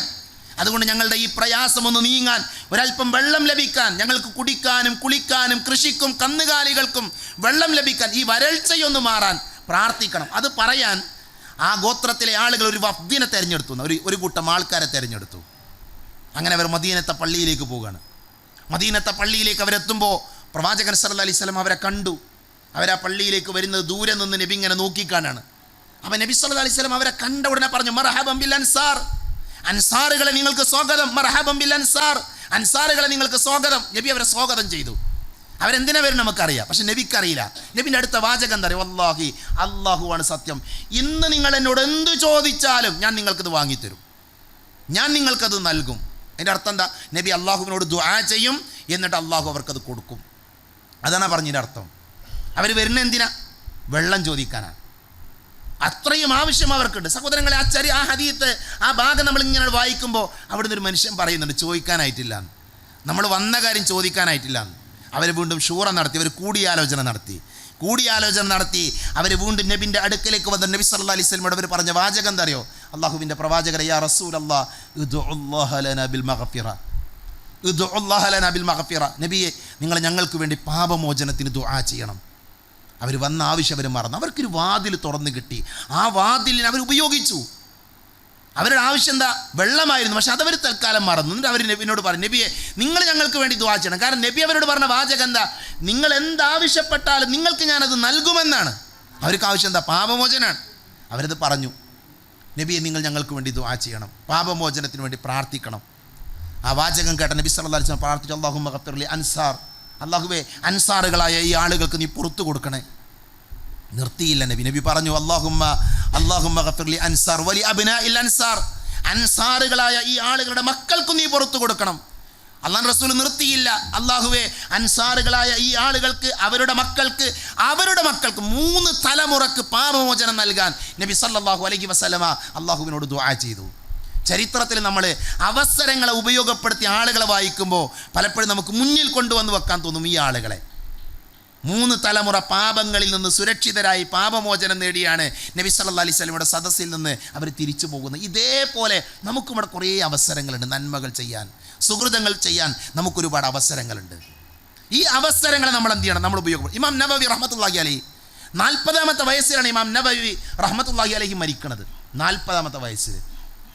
ആലോചിച്ച് നോക്കൂ നിങ്ങൾ, നമുക്കൊക്കെ എത്ര വയസ്സായി അല്ലേ? സംസാരിക്കുന്ന എനിക്ക് 41 വയസ്സ് കഴിഞ്ഞു. എന്നേക്കാൾ കൂടുതൽ പ്രായമുള്ള ആൾക്കാർ ഇവിടെ ഉണ്ട്, കുട്ടികളുണ്ട്. നമ്മളെന്താ ഇസ്ലാമിന് വേണ്ടി? ഞാൻ ആരെയും കുറ്റപ്പെടുത്തുന്നല്ല, ആരെയും പരിഹസിക്കാനോ കൊച്ചാക്കാനോ വേണ്ടി പറയുന്ന വാചകമല്ല, ഒരു ആത്മപരിശോധനയാണ്. ഇമാം നബവി റഹ്മത്തുള്ളാഹി അലൈഹി ചെറിയ കുട്ടിയായിരിക്കുമ്പോൾ അദ്ദേഹത്തെ കളിക്കാൻ വിളിക്കും കൂട്ടുകാർ വന്നത്. അപ്പോൾ അദ്ദേഹം കരയുന്ന, കളിക്കാൻ പോകാൻ താല്പര്യം. ആ സമയം കൂടെ അദ്ദേഹം ദീന പഠിച്ചത്, ഇസ്ലാമിൻ്റെ ഗ്രന്ഥങ്ങൾ വായിച്ചും പഠിച്ചും അദ്ദേഹം വളരെയാണ്. 40 വയസ്സാകും അദ്ദേഹം മരിച്ചു അല്ലേ? ഇമാം നബവി റഹ്മത്തുള്ളാഹി അലൈഹി ഈ ലോകത്തിന് ചെയ്ത സേവനത്രേ സഹോദരങ്ങളെ. ഒരു ചെറിയ കാലഘട്ടത്തിൽ, ഒരു ചെറിയ പ്രായം കൊണ്ട് അത്ഭുതമാണ് ഇമാം നബവി റഹ്മത്തുള്ളാഹി അലൈഹി ലോകത്തിന് മുമ്പിൽ കാണിച്ചു വെച്ചത്. അത്ഭുതമല്ലേ അദ്ദേഹത്തിൻ്റെ ജീവിതം? നമുക്കും കഴിവുകളുണ്ട്, നമുക്കും പല രീതിയിലുള്ള ശേഷികളുണ്ട്. അതുകൊണ്ട് തന്നെ നമുക്കെന്ത് ചെയ്യാൻ പറ്റും, അള്ളാഹുവിൻ്റെ ദീനിന് വേണ്ടി നമുക്കെന്ത് ചെയ്യാൻ പറ്റും നമ്മൾ ആലോചിക്കുക. അമാനി മൗലവി റഹ്മത്തുള്ളാഹി അലൈഹി, അമാനി മൗലിൻ്റെ തഫ്സീർ വായിക്കാത്ത ഒരു ദിവസമെങ്കിലും ഉണ്ടാവുമോ കേരളത്തിൽ? ഞാൻ മനസ്സിലാക്കണം ഇല്ല എന്നാണ്. എല്ലാ ദിവസവും വായിക്കപ്പെടുന്ന വിശുദ്ധ ഖുർആൻ്റെ ഒരു പരിഭാഷയായി കേരളത്തിൽ നമുക്ക് അമാനി മൗലവിയുടെ തഫ്സീർ വായിക്കും. എത്ര കൂലി കിട്ടുന്നുണ്ടാകും അമാനി മൗലവി റഹ്മത്തുള്ളാഹിലേക്ക്, എത്ര പ്രതിഫലം കിട്ടുന്നുണ്ടാകും. പക്ഷെ ഒരു ചോദ്യം അവിടെ ബാക്കിയാണ് സഹോദരങ്ങൾ. അമാനി മൗലവി റഹ്മത്തുള്ളാഹി അലൈഹി നമ്മൾക്ക് വേണ്ടി എഴുതിയ, നമുക്ക് ഉപകാരപ്പെടാൻ വേണ്ടി, നമുക്ക് പഠിക്കാൻ വേണ്ടി തയ്യാറാക്കിയ ആ തഫ്സീറിൻ്റെ ആദ്യം മുതൽ അവസാനം വരെ വായിച്ചു തീർക്കാൻ നമ്മളിൽ ആർക്കൊക്കെ പറ്റിയിട്ടുണ്ട്? നമ്മളിൽ ആർക്കൊക്കെ, നമ്മൾ ഖുർആൻ്റെ ആൾക്കാരെ നമ്മൾ പറയണത് അല്ലേ, അതിൻ്റെ ആദ്യം മുതൽ അവസാനം വരെ ഒരു തവണയെങ്കിലും ഒന്ന് വായിച്ചു തുടങ്ങി. എത്രയോ രാത്രികൾ ഉറക്കമൊഴിവാക്കി വിളക്ക് കത്തിച്ച് വെച്ചാണ് അമാനി മൗലവി റഹ്മത്തുള്ളാഹി അലൈഹി ആ പരിഭാഷ തയ്യാറാക്കിയത്. ആ പരിഭാഷ ഒരു തവണ പോലും വായിച്ചു തീർക്കാൻ നമുക്ക് പറ്റിയിട്ടില്ല. നമ്മൾ കുറേ കാലം ജീവിക്കാൻ തുടങ്ങിയിട്ട് പറയുന്ന എനിക്കോ കേൾക്കുന്ന നമുക്ക് പറ്റി, നമ്മൾ ആലോചിക്കേണ്ട വിഷയമാണ്, നമ്മൾ ചിന്തിക്കേണ്ട വിഷയമാണ്. ഇത് വിചാരിച്ചാൽ നടക്കും. എൻ്റെ ഒരു സുഹൃത്ത് അദ്ദേഹം എന്നോട് പറഞ്ഞു, റമദാനിൽ എന്നെ വിളിക്കാൻ പാടില്ല എന്ന് പറഞ്ഞു. റമദാനിൽ വിളിക്കാൻ പാടില്ല. അപ്പോൾ ഞാൻ റമദാനിൽ എന്താ വിളിച്ചെന്തേ പ്രശ്നം? അദ്ദേഹം എൻ്റെ ഫോൺ ഓഫാണ്, എന്തെങ്കിലുമൊക്കെ ഉണ്ടെങ്കിൽ അത്യാവശ്യം ഉണ്ടെങ്കിൽ വീട്ടിൽ വിളിച്ചാൽ മതി. അദ്ദേഹം പറഞ്ഞു, ഞാൻ എൻ്റെ നാടിൻ്റെ സമീപത്തുള്ള അവൻ്റെ വീടിൻ്റെ അടുത്തുള്ളൊരു പള്ളിയിൽ റമദാനിൻ്റെ 1-ാമത്തെ ദിവസം പള്ളിയിൽ കയറി, 30-ാമത്തെ ദിവസം പള്ളിയിൽ നിന്ന് പുറത്തിറങ്ങിയത്. ഫോണൊന്നും ഉപയോഗിച്ചിട്ടില്ല. ആ ഒരു മാസക്കാലം കൊണ്ട് അമാനി മൗലവി റഹ്മത്തുള്ളാഹി അലൈഹിയുടെ തഫ്സീറും വായിച്ചു തീർത്തു. പ്ലാനുകൾ ഉണ്ടെങ്കിൽ നന്മകൾ നടക്കും, അതതിൻ്റെ അർത്ഥം മനസ്സിലായി. നമുക്ക് പദ്ധതികളുണ്ട് എങ്കിൽ നമുക്ക് എന്ത് ചെയ്യാൻ പറ്റും? നമുക്ക് നന്മകൾ ചെയ്യാൻ സാധിക്കും. അമാനി മൗലവി റഹ്മത്തുള്ളാഹി അലൈഹിയുടെ ഖുർആനിൻ്റെ പരിഭാഷ ഒരു തവണ വായിച്ചു തീർക്കുക എന്ന് നമ്മൾ തീരുമാനമെടുത്താൽ എന്ത് ചെയ്യാൻ പറ്റും? നമുക്കത് നടപ്പിലാക്കാൻ പറ്റും. സഅദ് ബിൻ അബീ വഖാസ് റളിയല്ലാഹു അൻഹു ചെറിയ പ്രായത്തിൽ അദ്ദേഹം മരിക്കുന്നത്, എന്തൊക്കെ നന്മകൾ അദ്ദേഹം ഇസ്ലാമിന് വേണ്ടി ചെയ്തു. ചെറിയ പ്രായത്തിൽ ഒരുപാട് നന്മകൾ ചെയ്ത് ഈ ലോകത്ത് വിട പറഞ്ഞയാളാണ്. ഇങ്ങനെ നമ്മൾ ചരിത്രം പരിശോധിക്കുമ്പോൾ ലഭിച്ച സമയത്തെ നന്മകൾ കൊണ്ട് ധന്യമാക്കിയ ഒരുപാട് ആളുകളെ ചരിത്രത്തിൽ നമുക്ക് കാണാൻ സാധിക്കും. അതുകൊണ്ട് എന്തു വേണം? നമുക്ക് ലഭിക്കുന്ന അവസരങ്ങൾ നമ്മൾ ഉപയോഗപ്പെടും. നബി ഒരു ഖബറിൻ്റെ സമീപത്തു കൂടെ ഇങ്ങനെ പോവുകയാണ്. അപ്പോഴാണ് നബി സ്വഹാബികളോട് പറയുന്നത്, ഈ ഖബറിൽ കിടക്കുന്ന മനുഷ്യന് ഇപ്പോൾ ആലോചിക്കുന്നത് അയാൾ നഷ്ടപ്പെടുത്തിയ 2 റക്അത്ത് നിസ്കാരമാണ്. അയാൾ നഷ്ടപ്പെടുത്തിയ നമസ്കാരത്തെക്കുറിച്ച്, അതുണ്ടായിരുന്നെങ്കിൽ എത്ര നന്നായിരുന്നു എന്ന് ചിന്തിക്കുന്ന അവസ്ഥയാണെന്ന്. ഖബറെന്നാണ് സഹോദരങ്ങളെ അമലുകളുടെ വലിപ്പം നമ്മൾ തിരിച്ചറിയാം. ഖബറിലെത്തുമ്പോൾ ഖബറിൽ കൂട്ടിനുണ്ടാകുക അമലുകളാണ്, നമ്മുടെ വിശ്വാസവും നമ്മുടെ അമലുകളാണ്. ഈ അമൽ ചെയ്യാനാണ് ഈ പള്ളിയും അതേപോലെ നമ്മുടെ കൂട്ടായ്മയും. നമ്മുടെ കൂട്ടായ്മ എന്തിനാ? എന്തെങ്കിലും നേട്ടം ഉണ്ടാക്കാനാ? എന്ത് നേട്ടമുള്ള നമുക്കൊക്കെ? വിസ്ഡം ഇസ്ലാമിക് ഓർഗനൈസേഷൻ എന്ന് പറയുന്ന കൂട്ടായ്മയിൽ പ്രവർത്തിച്ചുകൊണ്ട് ദുനിയാവിൽ നമുക്ക് എന്ത് നേട്ടമുള്ളത്? എന്തെങ്കിലും നേട്ടമുണ്ട്? നമുക്ക് ആർക്കും ഒരു നേട്ടമല്ല, ഭൗതികമായ ഒരു നേട്ടമല്ല. ഇതിൻ്റെ പ്രധാനപ്പെട്ട നേതാക്കന്മാരുടെ അതേപോലെ തന്നെ നമ്മുടെ പ്രഭാഷകരുടെയൊക്കെ കൂടെ പലപ്പോഴും യാത്ര ചെയ്യാൻ എനിക്ക് അവസരം ഉണ്ടായിട്ടുണ്ട്. നമ്മളെയൊക്കെ അവർ അത്ഭുതപ്പെടുത്താറുണ്ട്. കാരണം എന്തറിയോ, സംഘടനയുടെ ഒരു ഭക്ഷണം കഴിക്കുമ്പോൾ പോലും എത്രമാത്രം സൂക്ഷ്മത പാലിക്കുന്ന ആൾക്കാർ, നമുക്ക് നേതൃത്വം നൽകുന്ന ആൾക്കാർ. ഒരു നല്ല ഭക്ഷണം കഴിക്കാൻ വിശന്ന സമയത്തും അതേപോലെ തന്നെ പിന്നെ ഭക്ഷണം കിട്ടാത്ത സമയത്ത് പോലും നമുക്ക് ഇവിടുന്ന് കഴിക്കാൻ, നമുക്ക് വേറെ ഹോട്ടലിലേക്ക് പോകുക, ഇവിടെ കോസ്റ്റ് കൂടുതലാണ് എന്ന് പറഞ്ഞ എത്രയോ അനുഭവങ്ങൾ പല സന്ദർഭം എനിക്കുണ്ടായിട്ടുണ്ട്, ഞാൻ കേട്ടിട്ടുണ്ട്. അത്രമാത്രം സൂക്ഷ്മത പാലിക്കുന്ന ആൾക്കാർ. ഒരു നേട്ടമല്ല, ഒരു നല്ല ഭക്ഷണം കഴിക്കാൻ പോലും എന്തില്ല. അതിനർത്ഥം ഒരു സ്വന്തമായിട്ട് ഭക്ഷണം കഴിക്കാൻ കഴിവില്ലാത്തവരാണെന്നല്ല. ഈ കൂട്ടായ്മയിൽ നിന്ന് അതുപോലെ എടുക്കാൻ ശ്രദ്ധിക്കുന്നില്ല. അത്രമാത്രം സൂക്ഷ്മതയിലാണ് നമ്മുടെ നേതൃത്വം ചെയ്യുന്നത്, ഈ കാര്യങ്ങളൊക്കെ കൊണ്ടുപോകുന്നത്. അതുകൊണ്ട് തന്നെ നമുക്ക് ലഭിക്കുന്ന അവസരങ്ങളെ നമ്മൾ ഓരോരുത്തരും എന്ത് ചെയ്യണം? ആത്മാർത്ഥമായിട്ട് ഉപയോഗപ്പെടുത്തണം. നഷ്ടപ്പെടുത്തിയാൽ പിന്നെ ഖേദിക്കും നമ്മൾ. അഫീഫുൽ കിന്ദി റളിയല്ലാഹു അൻഹു, ഒരു പക്ഷേ നിങ്ങൾ കേട്ടിട്ടുണ്ട്, അഫീഫുൽ കിന്ദി റളിയല്ലാഹു അൻഹു അദ്ദേഹം വളരെ വൈകി ഇസ്ലാം സ്വീകരിച്ച ഒരാളാണ്. വളരെ വൈകിയാണ് ഇസ്ലാം സ്വീകരിക്കുന്നത്.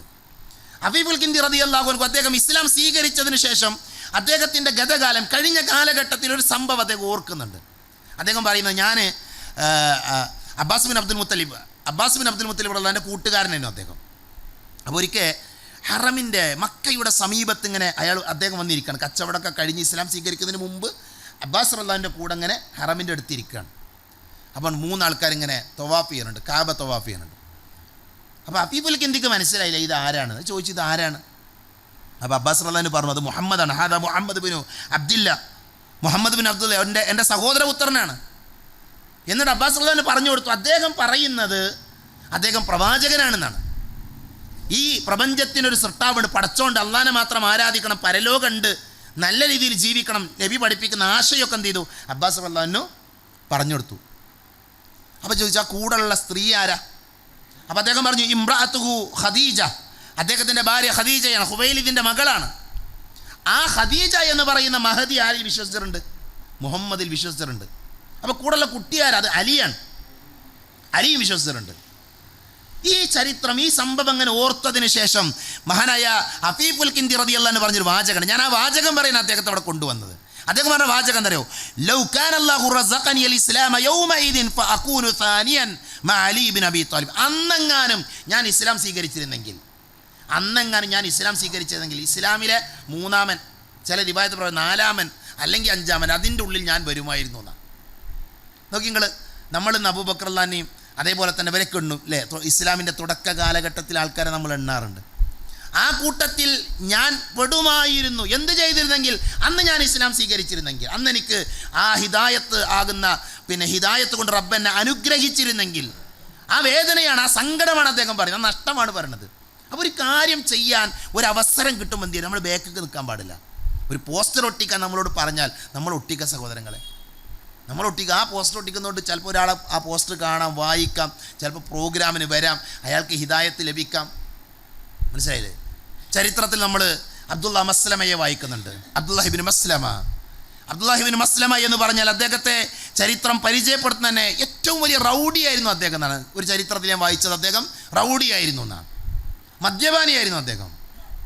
അദ്ദേഹത്തിൻ്റെ ആ ജീവിതത്തിൻ്റെ തുടക്ക കാലഘട്ടങ്ങളിൽ വലിയ കുഴപ്പക്കാരനായിരുന്നു. അങ്ങനെ അദ്ദേഹത്തിൻ്റെ കൂട്ടുകാരുടെ കൂടെ മദ്യപിക്കാൻ വേണ്ടി ഒരുമിച്ച് കൂടിയൊരു സദസ്സ്. അപ്പോൾ ആ സമയത്താണ് അന്ന് ഹദീത്തിലെ ഏറ്റവും വലിയ പണ്ഡിതനായിരുന്ന മഹാനായ ശുഅബത്ത് ബിൻ ഹജ്ജാജ് റഹ്മത്തുള്ളാഹി അലൈഹിയും അദ്ദേഹത്തിൻ്റെ ശിഷ്യന്മാരും ഈ അബ്ദുല്ലാഹിബിൻ മസ്ലമയുടെ മുന്നിലൂടെ, അദ്ദേഹത്തിൻ്റെയും കൂട്ടുകാരുടെ മുന്നിലൂടെ ഇങ്ങനെ നടന്നു പോകുന്നുണ്ട്. അപ്പോൾ ഈ വിദ്യാർത്ഥികൾ ഇങ്ങനെ ഷേഖിനോട് ഹദീത്തൊക്കെ ചോദിക്കുന്നുണ്ട്. അപ്പോൾ അബ്ദുല്ലാഹിബിൻ മസ്ലമക്ക് അറിയില്ല ഇത് ആരാന്നറിയില്ല. അപ്പോൾ ചോദിച്ചു, കൂട്ടുകാരോട് ആരാണ് മനുഷ്യൻ, ഹദീത്ത് പണ്ഡിതനെ കുറിച്ച് ആരാണ് മനുഷ്യൻ? അപ്പോൾ പറഞ്ഞു കൊടുത്തത് ഇങ്ങനെ ഒരു ഹദീത്ത് പണ്ഡിതനാണ്, ഹദീത്തിൽ വലിയ അവഗാഹമുള്ള ആളാണ്. അപ്പോൾ നേരെ ചെന്നു എനിക്കൊരു ഹദീത്ത് പറഞ്ഞു തരണം എന്നാണ്, എനിക്കൊരു ഹദീത്ത് പറഞ്ഞു തരണം. അപ്പോൾ ഷെയ്ഖ് പറഞ്ഞു, നിങ്ങളിപ്പോൾ ഹദീത്ത് കേൾക്കാൻ പറ്റുന്ന ഒരു അവസ്ഥയിലല്ല. കാരണം അദ്ദേഹത്തിൻ്റെ വസ്ത്രം, അതേപോലെ തന്നെ അദ്ദേഹത്തിൻ്റെ മദ്യത്തിൻ്റെ മണം, ഇതൊക്കെ ഉണ്ട്. അതുകൊണ്ട് തന്നെ ഒരു ഹദീത്ത് കേൾക്കാൻ പറ്റുന്ന ഒരു അവസ്ഥയിലല്ല നിങ്ങളെന്ന് ആ മഹാപണ്ഡിതൻ പ്രതികരിച്ചു എന്നാണ്. അതേ റൗഡിയാണ് അദ്ദേഹം. ഒന്ന് ഉടനെ കഴുത്തിന് പിടിച്ചു ഷെയ്ഖിൻ്റെ, നിങ്ങളിപ്പോൾ ഒരു ഹദീത്ത് പറഞ്ഞു തരണം എന്ന് പറഞ്ഞു. ഇപ്പോൾ ഒരു ഹദീത്ത് പറഞ്ഞു തരണം. ആ സമയത്താണ് ആ മഹാപണ്ഡിതൻ ഹദീത്ത് ഉദ്ധരിക്കുന്ന. നബി സല്ലല്ലാഹു അലൈഹി വസല്ലം പറഞ്ഞിട്ടുണ്ട്, ഇന്ന മിമ്മ അദ്റക അന്നാസു മിൻ കലാമിൻ നുബുവത്തിൽ ഊല എന്ന് പറഞ്ഞിട്ടുള്ള ഹദീത്ത്, ഇദാ ലം തസ്തഹി ഫസ്ന മാ ശിഅത എന്ന് പറയുന്ന ഹദീത്ത് ഉദ്ധരിക്കും. ലജ്ജല്ലാത്തവന് പിന്നെ എന്തു ആകാം എന്ന ഹദീത്ത് അവിടെ നിന്നാണ് അദ്ദേഹം ഉദ്ധരിക്കുന്നത്. ആ ഹദീത്ത് ഉദ്ധരിച്ചു കൊടുത്തു. ഈ ഹദീത്തിന് കേട്ടപ്പോൾ ലജ്ജയില്ലാത്തവൻ എന്തു ആകാം, തോന്നിയത് പ്രവർത്തിക്കാം എന്ന് പറയുന്ന ഹദീത്ത് കേട്ടപ്പോൾ ആ കഴുത്തുന്ന ആ പിടിയാണ് വിട്ടു. അദ്ദേഹം ആ പിടി വിട്ടു. എന്നിട്ട് അദ്ദേഹം എന്ത് ചെയ്തു? ഷേഖ് നടന്നുപോയി, അദ്ദേഹത്തിൻ്റെ ശിഷ്യന്മാരൊക്കെ നടന്നുപോയി. ഇദ്ദേഹം നേരെ വീട്ടിലേക്ക് പോയി. കൂട്ടുകാരോടൊക്കെ പിരിഞ്ഞു പോകാൻ പറഞ്ഞു. മദ്യത്തിൻ്റെ കുപ്പി അദ്ദേഹം പൊട്ടിച്ചു. ഉമ്മയോട് പറഞ്ഞു, ഉമ്മ എഴുത്തുപലക എടുത്തുതരാൻ പറഞ്ഞു. അങ്ങനെ അദ്ദേഹം മദീനത്തെ പള്ളിയിൽ പോയി ദീന് പഠിച്ചു. അദ്ദേഹം പണ്ഡിതനായി മാറി. ഇമാം മാലിക്കിൻ്റെ മുവത്ത അദ്ദേഹത്തിന് മനപ്പാടമായിരുന്നു. ഇമാം മാലിക്കിൻ്റെ പ്രഗത്ഭനായ ശിഷ്യനായി അദ്ദേഹം മാറിയിട്ടുണ്ട്. വളരെ വിശാലമായ ചരിത്രമാണ് പിൽക്കാലത്ത് അദ്ദേഹത്തിൻ്റെ ചരിത്രം. അബൂ ഹാത്തിം റാസി റഹ്മത്തുള്ളാഹി അലൈഹി ഈ അബ്ദുല്ലാഹിബിൻ മസ്ലമയുടെ സമീപത്തേക്ക് മുവത്ത വായിച്ചു കേൾക്കാൻ പോയൊരു ചരിത്രം തന്നെ വിശദീകരിക്കുന്നുണ്ട്. അപ്പോൾ ഈ നോക്കൂ നിങ്ങൾ, ഒരു തമ്മാടിയായിരുന്നൊരു മനുഷ്യൻ, അല്ലെങ്കിൽ വളരെ മോശമായ അവസ്ഥയിലുണ്ടായിരുന്ന ഒരാൾ, അയാൾക്ക് ഹിദായത്ത് കിട്ടുകയാണ്, അയാൾക്ക് വെളിച്ചം കിട്ടുകയാണ്. മനസ്സിലായില്ലേ? ആ വെളിച്ചത്തെ ഉപയോഗപ്പെടുത്താണ്. അപ്പം നമ്മൾ എന്ത് ചെയ്യണം? നമുക്ക് കിട്ടുന്ന അവസരങ്ങളെ നമ്മൾ ഉപയോഗപ്പെടുത്തില്ല. ആരെ നന്നാകാൻ നമുക്ക് പറയാൻ പറ്റില്ല, ആരെ നന്നാകാന്ന് പറയാൻ പറ്റില്ല. അപ്പം നമ്മുടെ ബാധ്യത എന്താണ്? ദഅവത്താണ്, ഇസ്ലാമിക പ്രബോധനമാണ്. നമ്മൾ നന്നായി ജീവിക്കുകയും അതേപോലെ തന്നെ മറ്റുള്ള ആളുകൾക്ക് ഈ ദീൻ എത്തിക്കാൻ വേണ്ടി നമ്മൾ പരിശ്രമിക്കുകയും ചെയ്യാം. നന്മയിൽ മുന്നേറാം നമ്മൾ. അത് പ്രബോധനം മാത്രമല്ല, എന്തൊക്കെ നന്മകളുണ്ടോ, ഇബാദത്തുകൾ ഉണ്ടാകണം, നിസ്കാരം ഉണ്ടാകണം, നോമ്പ് ഉണ്ടാകണം, അതേപോലെ തന്നെ വിക്റുകൾ ഉണ്ടാകണം, സ്വലാത്ത് ഉണ്ടാകണം, ഇതൊക്കെ ഉണ്ടാകണം നമ്മുടെ ജീവിതത്തിൽ. അതൊക്കെ ഉണ്ടാകുമ്പോഴാണ് നമ്മൾ നല്ല മനുഷ്യന്മാരാകുക. ഈ കൂട്ടായ്മ അതിനു വേണ്ടിയുള്ളതാണ്. മദീനത്തെ പള്ളിയിൽ നബി സല്ലല്ലാഹു അലൈഹി വസല്ലം ഒരുക്കി ഇരിക്കുന്ന സമയത്താണ് സ്വഹാബികൾ വരുന്നത്, ഒരു കൂട്ടം ആൾക്കാർ വരുന്നത്. അവർ വന്ന് പറഞ്ഞു, നബിയെ, ഞങ്ങൾക്ക് ചില പ്രയാസങ്ങളുണ്ട്, ഞങ്ങളുടെ സ്ത്രീകൾക്ക് വസ്ത്രമില്ല, അതേപോലെ തന്നെ ഭക്ഷണമില്ല, ഞങ്ങൾ ഒരു കാലക്കെടുതിയിൽ ഞങ്ങളെല്ലാം നഷ്ടമായി, ഞങ്ങളെ സഹായിക്കണം. നബി സല്ലല്ലാഹു അലൈഹി വസല്ലം മിമ്പറിൽ ഓടിക്കയറി അനുചരന്മാരോട് പറഞ്ഞിതാ, ഈ ആളുകളെ നിങ്ങൾ സഹായിക്കണം. കുറച്ച് സമയം അവിടെ ചലനങ്ങളൊന്നും ഉണ്ടായില്ല. പിന്നെ ആ സദസ്സിൽ നിന്ന് ഒരാൾ എഴുന്നേറ്റു. അയാൾ നേരെ വീട്ടിൽ പോയി. അയാളൊരു പാത്രത്തിൽ എന്ത് ചെയ്തു? ഈത്തപ്പഴവുമായി വന്നു. അത് കണ്ട സ്വഹാബികൾ അവരൊക്കെ അവരുടെ വീട്ടിലേക്ക് പോയി. എന്നിട്ട് അവർ തിരിച്ചു വന്നു. വസ്ത്രങ്ങളുമായി, ഭക്ഷണവുമായി. അള്ളാഹുവിൻ്റെ റസൂലിൻ്റെ മുമ്പിൽ ഭക്ഷണവും വസ്ത്രവും നിറഞ്ഞു. അതെല്ലാം പ്രവാചകൻ സല്ലല്ലാഹു അലൈഹി വസല്ലമ ആ പ്രയാസപ്പെട്ട ആളുകൾക്ക് കൊടുക്കുകയാണ്. അള്ളാഹുവിൻ്റെ റസൂൽ ഒരു കാര്യം കൽപ്പിക്കുമ്പോൾ നന്മ ചെയ്യാൻ ഒരു അവസരം കിട്ടിയപ്പോൾ അതിനെ ഉപയോഗപ്പെടുത്താൻ ആൾക്കാർ, സ്വഹാബികൾ. മനസ്സിലായില്ലേ? ചരിത്രത്തിലെ സുന്ദരമായ വാചകങ്ങൾ നമ്മൾ തിരയുമ്പോൾ അതിലൊരു വാചകമാണ് കാത്തിബിയ സൽമാൻ എന്ന നബി സല്ലല്ലാഹു അലൈഹി വസല്ലമയുടെ വാചകം. കാത്തിബിയ സൽമാൻ. എന്ത് ഈ കാത്തിബിയ സൽമാൻ എന്ന പ്രയോഗം? കാത്തിബിയ സൽമാൻ എന്ന പ്രയോഗം വരുന്നപ്പോഴാണെന്നറിയോ? സൽമാനുൽ ഫാരിസി റളിയല്ലാഹു അൻഹു അദ്ദേഹം സുദീർഘമായ യാത്ര നടത്തി അദ്ദേഹം മദീനയിലെത്തി. സത്യമന്വേഷിച്ചുള്ള യാത്രയാണ്. അതിനിടയിൽ അദ്ദേഹം അടിമയായി തീർന്നു. മദീനയിൽ അദ്ദേഹം അടിമയാണ്. അദ്ദേഹത്തിൻ്റെ യജമാനൻ്റെ വീട്ടിലാണ്. പക്ഷേ അദ്ദേഹം ഇസ്ലാം സ്വീകരിച്ചിട്ടുണ്ട്. അദ്ദേഹത്തിൻ്റെ സങ്കടം എന്താ അറിയോ? അടിമയായതുകൊണ്ട് അള്ളാഹിൻ്റെ റസൂലിൻ്റെ മുമ്പിൽ വന്ന് ദീന് പഠിക്കാൻ എപ്പോഴും പറ്റണില്ല, യുദ്ധത്തിന് പോകാൻ പറ്റണില്ല, ഇസ്ലാമിനെ സഹായിക്കാൻ, ഇസ്ലാമിൻ്റെ ഹാദിമാകാൻ അദ്ദേഹത്തിന് പറ്റണില്ല. നബിനോട് വന്ന് സങ്കടം പറഞ്ഞു. അപ്പം പറഞ്ഞപ്പോൾ അതാണ് നബി അപ്പോൾ പ്രയോഗിച്ച പ്രയോഗമാണ് കാത്തിബിയ സൽമാൻ. സൽമാനെ നീ കരാർ എഴുതിക്കോ. എന്താ പറഞ്ഞതിൻ്റെ അർത്ഥം? അന്നത്തെ ഒരു നിയമമാണ് യജമാനന്മാരോട് എന്ത് ചെയ്യുക? അടിമകളായ ആളുകൾക്ക് വ്യവസ്ഥ ഉണ്ടാക്കുക, കരാർ എഴുതുക, മോചന കരാർ എഴുതുക. അപ്പോൾ യജമാനൻ എന്താണോ പറയുന്നത് അത് കൊടുക്കണം. മോചനദ്രവ്യമായി എന്താണോ ആവശ്യം അത് കൊടുക്കണം. സൽമാൻ റളിയല്ലാഹു അൻഹു നബിൻ്റെ വാചകം കേട്ട് പോയിട്ട് എന്ത് ചെയ്തു? കരാർ എഴുതി. അദ്ദേഹം തിരിച്ചു വന്നു. സങ്കടത്തോടു കൂടെ നബിനോട് പറഞ്ഞു, നബിയെ ഞാൻ കരാർ എഴുതിയിട്ടുണ്ട്, പക്ഷെ നടക്കൂല. കരാർ ഞാൻ പൂർത്തിയാക്കിയിട്ടുണ്ട്. എന്താ കരാർ എന്നറിയോ? സൽമാനുൽ ഫാരിസി റളിയല്ലാഹു അൻഹുവിൻ്റെ യജമാനൻ പറഞ്ഞത് 300 ഈത്തപ്പനകൾ കൊടുക്കണം എന്നാണ്. 300 ഈത്തപ്പനകൾ, 1 2 അല്ല, 300 എണ്ണം. 40 ഊഖിയയും കൊടുക്കാൻ പറയും. 40 ഊഖിയ ഒരു നടക്കാത്ത കാര്യമാണ്. അവിടെയാണ് നബി സല്ലല്ലാഹു അലൈഹി വസല്ലമയുടെ അടുത്ത വാചകം വരുന്നത്, അഈനു അഖാക്കും, അഈനു അഖാക്കും, നിങ്ങൾ നിങ്ങളുടെ സഹോദരനെ സഹായിക്കൂ.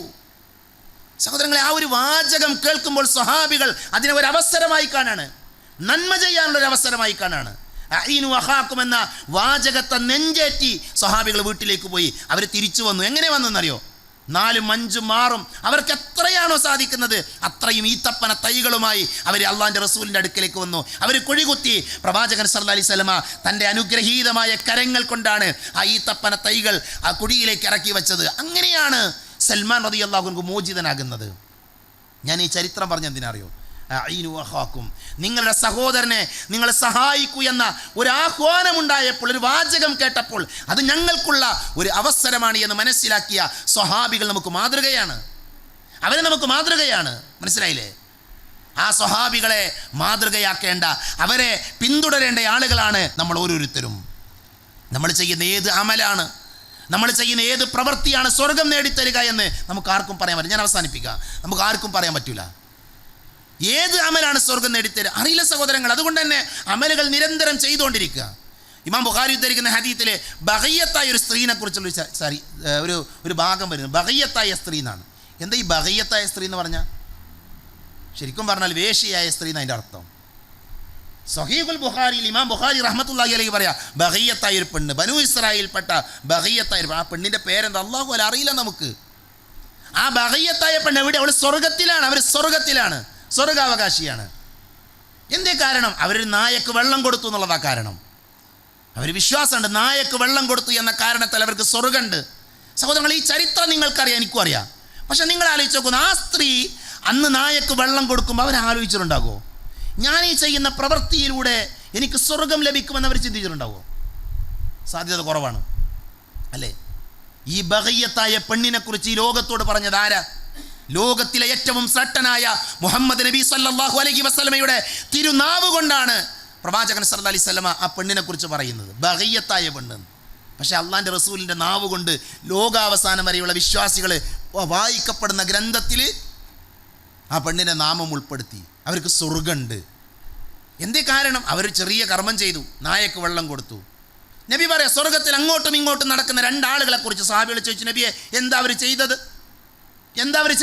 നബി പറഞ്ഞു, അവർ ജനങ്ങൾക്ക് പ്രയാസമായി നിന്ന മരം വഴിയിൽ നിന്ന് മുറിച്ചു മാറ്റി. അതാണ് അവർ ചെയ്ത നന്മ. അതുകൊണ്ട് അവർക്ക് സ്വർഗം കിട്ടിയത്, അല്ലേ? ഉഹദിൻ്റെ രണാങ്കണത്തിൽ അള്ളാഹിൻ്റെ റസൂൽ മലമുകളിലേക്ക് കയറാണ്. നബിക്കൊരു പാറയുടെ മുകളിൽ കയറാൻ കഴിയുന്നില്ല, പ്രയാസപ്പെടാണ്. ആ രംഗം കണ്ട മഹാനായ ത്വൽഹാ റളിയല്ലാഹു അൻഹു ഓടിച്ചെന്നു നബിക്ക് മുതുക് കാണിച്ചു കൊടുത്തു. ആ രംഗം മറ്റൊരു സ്വഹാബി കാണുന്നുണ്ട്. നബി ത്വൽഹാ റളിയല്ലാഹു അൻഹുവിൻ്റെ തോളിൽ ചവിട്ടി ആ പാറയുടെ മുകളിലേക്ക് കയറിയ ഉടനെ നബി പറഞ്ഞു ഔജബ ത്വൽഹാ, ത്വൽഹക്ക് സ്വർഗം അനിവാര്യമായി, ത്വൽഹക്ക് സ്വർഗം അനിവാര്യമായി. നോക്കൂ നിങ്ങൾ, ഒരവസരത്തെ കിട്ടിയപ്പോൾ ആ അവസരത്തെ ഉപയോഗപ്പെടുത്തി അതിലൂടെ സ്വർഗം നേടി. ഈ പറഞ്ഞതിൻ്റെ അർത്ഥം എന്താ അറിയോ? നമ്മൾ ചെയ്യുന്ന ഏത് അമലാണ് നമുക്ക് സ്വർഗം നേടിത്തരും നമുക്ക് ആർക്കും അറിയില്ല. അതുകൊണ്ട് അവസരങ്ങൾ കിട്ടിയ നന്മ ചെയ്യുക, ഒന്നിനെയും നിസ്സാരമായി കാണാൻ പാടില്ല. പ്രവാചകൻ പറഞ്ഞില്ലേ, ല തഹ്ഖിറന്ന മിനൽ മഅറൂഫി ഷൈഅ, നന്മയിൽ ഒന്നിനെയും നിങ്ങൾ നിസ്സാരമായി കാണാൻ പാടില്ല. ഒന്നിനെയും ഒരാളോട് പുഞ്ചിരിക്കുന്നത് ഒരുപക്ഷേ നാളെ നമുക്ക് സ്വർഗം നേടിത്തരുന്ന കാര്യമാകാം. മനസ്സിലല്ലേ? നമ്മൾ കൊടുക്കുന്നൊരു സ്വതക്ക ചെറുതാകട്ടെ അത് വലുതാകട്ടെ, ചിലപ്പോൾ എന്ത് ചെയ്യും, നമുക്ക് സ്വർഗം നേടിത്തരുന്നൊരു കാര്യമാകാം. അതുകൊണ്ട് അന്വേഷിക്കുക, എവിടുന്നാണ് നന്മ ചെയ്യാൻ പറ്റുക, ഏത് വഴിയിലൂടെയൊക്കെ നമുക്ക് ആളുകളുടെ മുമ്പിൽ പേരെടുക്കാൻ ഇതെന്ന് സ്വകാര്യമായിട്ട് ചെയ്യാം. ഇതൊക്കെ അറിയുന്ന ആൾക്കാരാണ് നമ്മൾ. പ്രവാചകൻ സല്ലല്ലാഹു അലൈഹി വസല്ലമ നമ്മളോട് പറഞ്ഞില്ലേ, ഖൈറുൻ നാസി മൻ ത്വാല ഉംറുഹു വഹസുന അമലുഹു. മനുഷ്യരിൽ ആരാ നല്ല ആൾക്കാർ? ദീർഘായുസ് കിട്ടുകയും ആ കിട്ടിയ ആയുസ്സിൽ നന്മകൾ ചെയ്യുകയും ചെയ്ത ആൾക്കാരാണ്. കുറേ കാലം ജീവിച്ചു എന്നുള്ളതല്ല, ജീവിച്ച കാലഘട്ടത്തിൽ നന്മകൾ ചെയ്യാം. ആരാധനകൾ ഉണ്ടാകണം, വിശ്വാസം ശരിയാകണം, അനാചാരങ്ങളിൽ നിന്ന് മാറി നിൽക്കണം. അത് നമ്മുടെ ദൗത്യമാണ്. നമ്മുടെ ജീവിതത്തെ ആ രീതിയിൽ ക്രമീകരിക്കേണ്ടതുണ്ട്. പ്രവാചകൻ സല്ലല്ലാഹു അലൈഹി വസല്ലം അറാദല്ലാഹു ബി അബ്ദിൻ ഖൈറ, അല്ലാഹു ഒരു അടിമക്ക് നന്മ ഉദ്ദേശിച്ചാൽ ഇസ്തഅമലഹു, അവൻ അവസരങ്ങൾ ഉണ്ടായി കൊടുക്കുന്ന. സ്വഹാബികൾ ചോദിക്കുന്നത് എന്താണ് അതുകൊണ്ട് ഉദ്ദേശിക്കുന്നത്? എന്താ? മരിക്കുന്നതിൻ്റെ മുൻപ് നന്മകൾ ചെയ്യാനുള്ള അവസരം ഉണ്ടായി കൊടുക്കും. ഞാൻ പറയുന്നത്, ഞാൻ കുറേ കാലം സൗദി അറേബ്യയിലായിരുന്നു. അപ്പോൾ ഇവിടെ വന്നിങ്ങനെ യോഗത്തിൽ മെമ്പർ അല്ലാത്തതുകൊണ്ട് തന്നെ മീറ്റിങ്ങുകളൊന്നും പങ്കെടുക്കാറില്ല. പക്ഷേ ഒരു അനിവാര്യമായ സാഹചര്യത്തിൽ ഒരു കമ്മിറ്റിയിൽ വന്നു. അപ്പോൾ ഞാൻ ആലോചിച്ചൊരു കാര്യം, നമ്മളൊക്കെ എങ്ങനെ ഇപ്പോൾ ഈ കമ്മിറ്റി നമുക്ക് അർഹരല്ലല്ലോ. പക്ഷേ സഹോദരങ്ങളെ, നമുക്കൊരു സ്ഥാനം കിട്ടുമ്പോൾ നമ്മൾ മനസ്സിലാക്കേണ്ട ഒരു കാര്യം തരും, നമ്മുടെ പ്രാർത്ഥനയുടെ ഒരു ഇജാബത്തുണ്ടെങ്കിൽ നമ്മൾ മനസ്സിലാക്കണം. നമ്മളെന്താ അല്ലാണ്ട് പടച്ചോനെ നന്നായി ജീവിക്കാനുള്ളൊരു സാഹചര്യം ഉണ്ടാക്കി തന്നെ നമ്മൾ പ്രാർത്ഥിക്കാറില്ല പടച്ചോനോട്. അല്ലാതെ നല്ല വഴിക്ക് പോകാനുള്ള ഒരു നന്മ നിറഞ്ഞ ജീവിതം തരണേ നമ്മൾ പ്രാർത്ഥിക്കലില്ലേ? പ്രിയപ്പെട്ടവരെ, നമ്മൾ ആ പ്രാർത്ഥിച്ചതിൻ്റെ ഫലമായിട്ടാണ് നമ്മുടെ മണ്ഡലം ഭാരവാഹിയായത്, നമ്മുടെ യൂണിറ്റിൻ്റെ സെക്രട്ടറി ആയത്, നമ്മളിതിൻ്റെ മെമ്പറായത്. അതുകൊണ്ടാണ്. കാരണം എന്താ? നല്ലതല്ലാത്ത എന്തെങ്കിലും ഒരു കാര്യം നമ്മുടെ കൂട്ടായ്മ നമ്മളോട് പറയുന്നുണ്ടോ? നല്ലതല്ലാത്ത, നമുക്ക് ഉപകാരമില്ലാത്ത, നമുക്ക് പരലോകത്ത് നഷ്ടമുണ്ടാക്കുന്ന എന്തെങ്കിലും ഒരു കാര്യം നമ്മുടെ നേതൃത്വം നമ്മോട് കൽപ്പിക്കുന്നുണ്ട്. അതുകൊണ്ട് എന്താണ് നമുക്ക് ചെയ്യാൻ പറ്റുന്നത്? എല്ലാവർക്കും മുഴുവൻ സമയത്തിൽ പ്രവർത്തിക്കാൻ. നമുക്ക് മഈശത്ത് വേണം, നമ്മുടെ ജീവിതം വേണം, വേറെയും കുറേ പ്രവർത്തനങ്ങളുണ്ട്. അപ്പോൾ അതുകൊണ്ട് തന്നെ നമ്മുടെ പരിധിയിൽ നിന്നുകൊണ്ട് എന്ത് ചെയ്യുക, എന്താണോ നമുക്ക് ചെയ്യാൻ പറ്റുക നമ്മൾ ഓരോരുത്തരും ആലോചിച്ച് നമ്മൾ ചെയ്യുക. ഒറ്റയ്ക്ക് ചെയ്യുന്നതിനേക്കാൾ വലിയ ഫലമുണ്ടാകും ഒരു കൂട്ടമായി ചെയ്യുമ്പോൾ. അതുകൊണ്ട് തന്നെ നമ്മൾ നന്മകൾ ചെയ്യാൻ വേണ്ടി നമ്മൾ പരിശ്രമിക്കുക. ഞാൻ എൻ്റെ വാക്കുകൾ അവസാനിപ്പിക്കുമ്പോൾ ഓർമ്മപ്പെടുത്താനുള്ളത്, നന്മകൾ ചെയ്യുന്നതിൻ്റെ കൂടെ മറ്റുള്ള ആളുകൾക്ക് ദഅവത്ത് എത്തിക്കുന്നതിൻ്റെ കൂടെ നമ്മുടെ സ്വകാര്യ ജീവിതം എന്ത് ചെയ്യണം? നമ്മൾ നന്നാക്കണം. നമ്മുടെ രഹസ്യ ജീവിതം നമ്മൾ നന്നാക്കണം. നമുക്ക് ദിക്റുകൾ ഉണ്ടാകണം, നമ്മൾ പ്രാർത്ഥിക്കുന്ന ആളുകളാകണം. ഇന്നത്തെ അവസ്ഥ എന്ന് പറഞ്ഞാൽ പ്രാർത്ഥനയിൽ നിന്ന് ആളുകൾ അകന്നു പോകുകയാണ്. നമുക്കെല്ലാം നൽകാൻ പറ്റുന്ന ഒരു റബ്ബ് നമുക്കുണ്ട്, പടച്ചോൻ നമുക്കുണ്ട്. ആ റബ്ബിനോട് നിരന്തരം നമ്മൾ പ്രാർത്ഥിക്കണം. അല്ലാണ്ട് നബി സല്ലല്ലാഹു അലൈഹി വസല്ലം നോക്കൂ, നിങ്ങൾ പ്രവാചകൻ അല്ലാഹുവിനോട് കരഞ്ഞ് പ്രാർത്ഥിക്കാറില്ലേ? നമ്മളൊക്കെ കരഞ്ഞത് എപ്പോഴാണ്? നമ്മളൊക്കെ അല്ലാഹുവിനോട് കരഞ്ഞ് പ്രാർത്ഥിക്കാറുണ്ടോ? ആത്മാർത്ഥമായിട്ട് ആലോചിച്ച് നോക്കൂ നിങ്ങൾ. രാത്രിയിൽ കരഞ്ഞ് നമ്മൾ അല്ലാഹുവിനോട് ദുആ ചെയ്യണം. അല്ലാൻ്റെ ദീനിന് വേണ്ടി ജീവിക്കുമ്പോൾ ചില പ്രശ്നങ്ങളൊക്കെ ഉണ്ടാകും, ചില പ്രതിസന്ധികളുണ്ടാകും. അവിടെ നമ്മൾ ക്ഷമിക്കാൻ തയ്യാറാകണം. പ്രവാചകൻ സല്ലല്ലാഹു അലൈഹി വസല്ലമ 35 വയസ്സ് വരെ അവർക്ക് അൽ അമീനായിരുന്നു. 40 വയസ്സ് വരെ അൽ അമീനായിരുന്നു അല്ലേ? 40 വയസ്സ് വരെ നബിയെ എന്ത് ഇഷ്ടമായിരുന്നു അവർക്ക്. 40 വയസ്സിൽ നബി സല്ലല്ലാഹു അലൈഹി വസല്ലമ പ്രവാചകനാണ് എന്നവരോട് പറഞ്ഞപ്പോൾ അവർ മുഖത്ത് നോക്കി വിളിച്ച വാചകം എന്താ? നീ ഒരു ഭ്രാന്തനാണെന്നാണ്. നിങ്ങളൊന്ന് ആലോചിച്ച് നോക്കി. നല്ല ബുദ്ധിയുള്ള, ഞാൻ 35 വയസ്സെന്ന് പറഞ്ഞത് നബിയുടെ ചരിത്രം വായിക്കുമ്പോൾ കാബയുടെ പുനർനിർമ്മാണം നടക്കുന്നത് നബിയുടെ 35-ാമത്തെ വയസ്സിലാണ്. നബിയുടെ ഹജറുൽ അസ്വദ് ആ പുനഃസ്ഥാപിക്കുന്ന സമയം നബിയുടെ 35-ാമത്തെ വയസ്സിലാണെന്നാണ്. നോക്കൂ നിങ്ങൾ, അന്നവർക്ക് നബി സ്വീകാര്യനായിരുന്നു 35 വയസ്സ് വരെ. ആ പ്രവാചകൻ സല്ലല്ലാഹു അലൈഹി വസല്ലമ ഈ ലോകത്തിന് ഒരു സൃഷ്ടാവുണ്ട്, പടച്ചോണ്ട്, പടച്ചോനെ മാത്രമേ ആരാധിക്കാൻ പറ്റുള്ളൂ, പരലോകമുണ്ട്, മരണമുണ്ട് എന്ന് പറഞ്ഞ പാരായി ഭ്രാന്തനായി മാറി. അതിൻ്റെ വേദന എത്രയായിരിക്കും? എത്രമാത്രം ഇടങ്ങേറായിട്ടുണ്ടാവും നബി സല്ലല്ലാഹു അലൈഹി വസല്ലമ. നബിൻ്റെ മുഖത്ത് നോക്കിയിട്ട് നബിനോട് പറയാ, നിങ്ങൾ ഭ്രാന്തനാണെന്ന്. വിശുദ്ധ ഖുർആനിൽ നമുക്ക് കാണാൻ പറ്റും. നബി ഇങ്ങനെ നടന്നു പോകുമ്പോൾ അവർ വിളിക്കും, ഉത്ബോധനം ഇറക്കപ്പെട്ടവനെ, അല്ലയോ ഉത്ബോധനം ഇറക്കപ്പെട്ടവനെ എന്ന് നബിനെ അഭിസംബോധന ചെയ്യും. ആര്? മക്കയിലെ മുശ്രിക്കുകൾ. അപ്പം നബി പ്രതീക്ഷയോടുകൂടി അവരുടെ മുഖത്തേക്ക് നോക്കുന്നു. അപ്പോൾ അവർ പറയും, ഈ ഒരു ഭ്രാന്തൻ തന്നെയാണ്, ഈ ഒരു ഭ്രാന്തൻ തന്നെയാണ്. അവർ പറയുന്ന വാചകം അതായിരുന്നു. പ്രവാചകൻ സല്ലല്ലാഹു അലൈഹി വസല്ലമയെ അവരെന്ത് ചെയ്തു?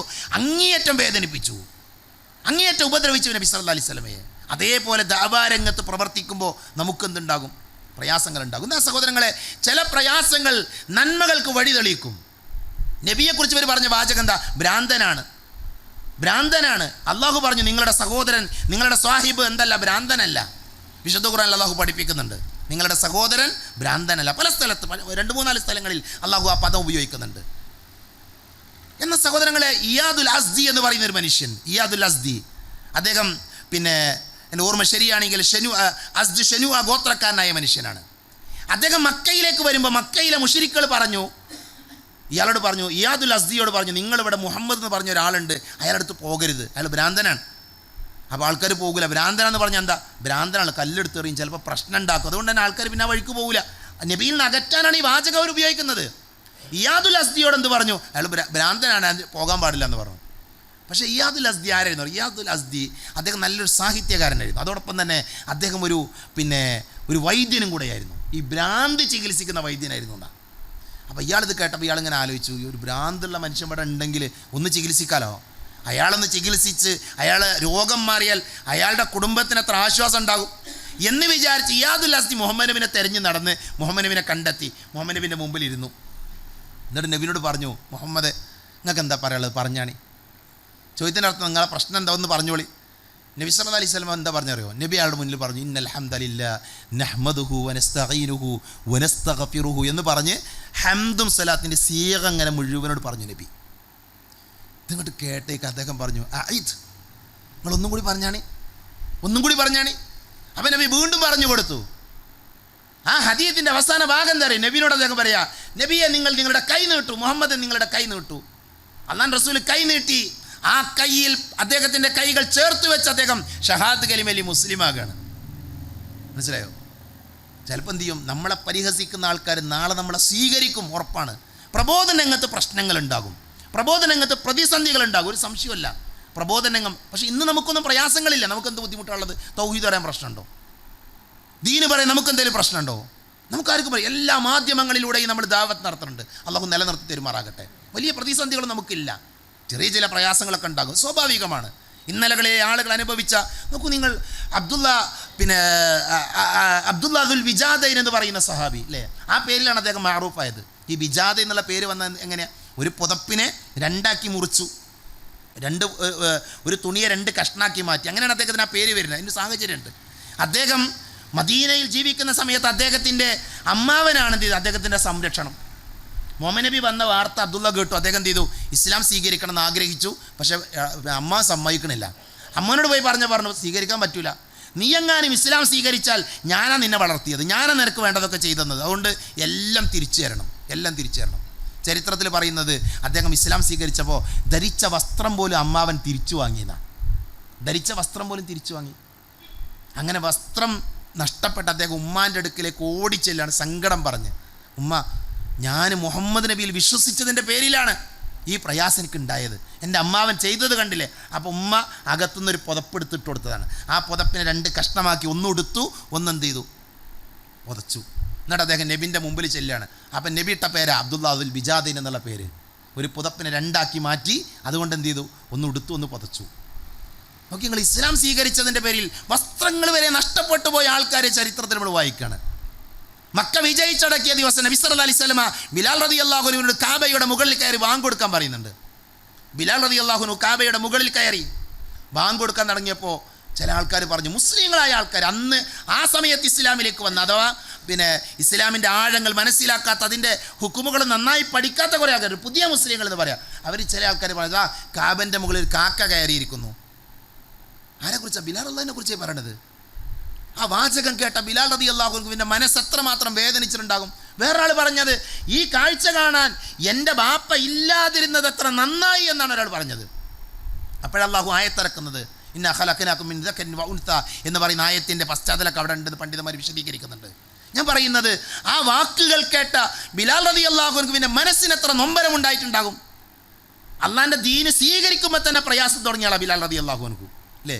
ദീന് സ്വീകരിച്ചതിൻ്റെ പേരിൽ അടിമയായ അദ്ദേഹത്തിൻ്റെ യജമാനെ ഉപദ്രവിച്ച ചരിത്രമൊക്കെ നമുക്കറിയാം. അബ്ദുല്ലാഹിബിൻ മസ്ഊദ് റളിയല്ലാഹു അൻഹു അന്ന് അദ്ദേഹം ഇസ്ലാം സ്വീകരിച്ചിട്ടില്ല. അബ്ദുല്ലാഹിബിൻ മസ്ഊദ് റളിയല്ലാഹു അൻഹു ബിലാൽ റളിയല്ലാഹു അൻഹുവിനെ വലിച്ചു കൊണ്ടുപോയ മരുഭൂമിയിൽ ബിലാലിനെ കൊണ്ടുപോയതിന് ശേഷം അവിടെ രക്തത്തിൻ്റെ പാടുകൾ ഞാൻ കണ്ടിരുന്നു എന്ന് അബ്ദുല്ലാഹിബിൻ മസ്ഊദ് റളിയല്ലാഹു അൻഹു കാലഘട്ടത്തിൽ പറയുന്നുണ്ട്. അന്ന് മുതൽ ബിലാൽ റളിയല്ലാഹു അൻഹു പീഡനങ്ങൾ അനുഭവിച്ചിട്ടുണ്ട്. ഇസ്ലാം സ്വീകരിച്ചു.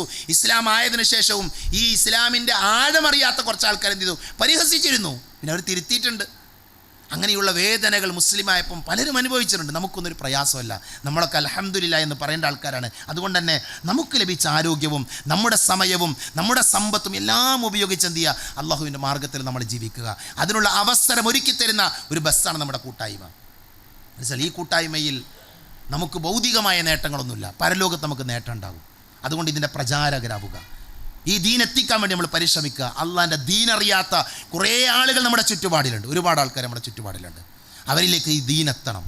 അവരുടെ വീടുകളിലേക്ക് നമ്മൾ ഇറങ്ങിച്ചെല്ലണം. അവരുടെ വീടുകളിലേക്ക് ചെന്ന് നമ്മൾ അവരെ വിളിക്കണം. നമ്മൾ പറയണം, ദീൻ അവരോട് പറയണം. എന്ത് യുക്തിയാണോ, എന്ത് ഹിക്കുമത്താണോ നമുക്കുള്ളത്, ആ ഹിക്കുമത്ത് ഉപയോഗിച്ച് ഒരു ലഘുലേഖയായാലും അതേപോലെ തന്നെ പ്രസംഗമായാലും കേൾപ്പിക്കാനും അറിയിക്കാനുമുള്ള പരിശ്രമം നമ്മൾ നടത്തുക. അതായിരിക്കും നമുക്ക് പരലോകത്ത് ഉപകാരപ്പെടുക. അതിനുള്ള അവസരമാണ് നമ്മുടെ കൂട്ടായ്മ നമുക്ക് നൽകുന്നത്. അതിനെ എല്ലാവരും ഉപയോഗപ്പെടുത്തണം എന്നെൻ്റെ സഹോദരങ്ങളെ ഓർമ്മപ്പെടുത്തി ഞാൻ എൻ്റെ വാക്കുകൾ അവസാനിപ്പിക്കുകയാണ്. അല്ലാഹു സുബ്ഹാനഹു വ തആല അത്തരത്തിലുള്ള സൗഭാഗ്യവാന്മാരുടെ കൂട്ടത്തിൽ എന്നെയും നിങ്ങളെയും ഉൾപ്പെടുത്തി അനുഗ്രഹിക്കുമാറാകട്ടെ. അറിഞ്ഞുമറിയാതെയും നമ്മുടെ ജീവിതത്തിൽ സംഭവിച്ചു പോയ ചെറുതും വലുതുമായ എല്ലാ തെറ്റുകുറ്റങ്ങളും അല്ലാഹു പുറത്തു മാപ്പാക്കി തരുമാറാകട്ടെ. നമ്മുടെ കൂട്ടത്തിൽ രോഗികളുണ്ട്, അല്ലാഹു അവർക്ക് ശിഫ നൽകുമാറാകട്ടെ. മരണപ്പെട്ടു പോയവരുണ്ട്, അല്ലാഹു അവർക്ക് മഗ്ഫിറത്ത് നൽകുമാറാകട്ടെ. മക്കളില്ലാതെ വേദനിക്കുന്ന ദമ്പതികളുണ്ട്, അല്ലാഹു അവർക്ക് സ്വാലിഹികളായ സന്താനങ്ങളെ നൽകി അനുഗ്രഹിക്കുമാറാകട്ടെ. സമ്പത്തില്ലാതെ കടം കൊണ്ട് പ്രയാസപ്പെടുന്നവരുണ്ട്, അല്ലാഹു അവരുടെ പ്രയാസങ്ങൾ തീർത്തു കൊടുക്കുമാറാകട്ടെ. ജയിലുകളിൽ നിരപരാധികളായി കഴിയുന്ന മനുഷ്യന്മാരുണ്ട്, അല്ലാഹു അവർക്ക് മോചനം നൽകുമാറാകട്ടെ.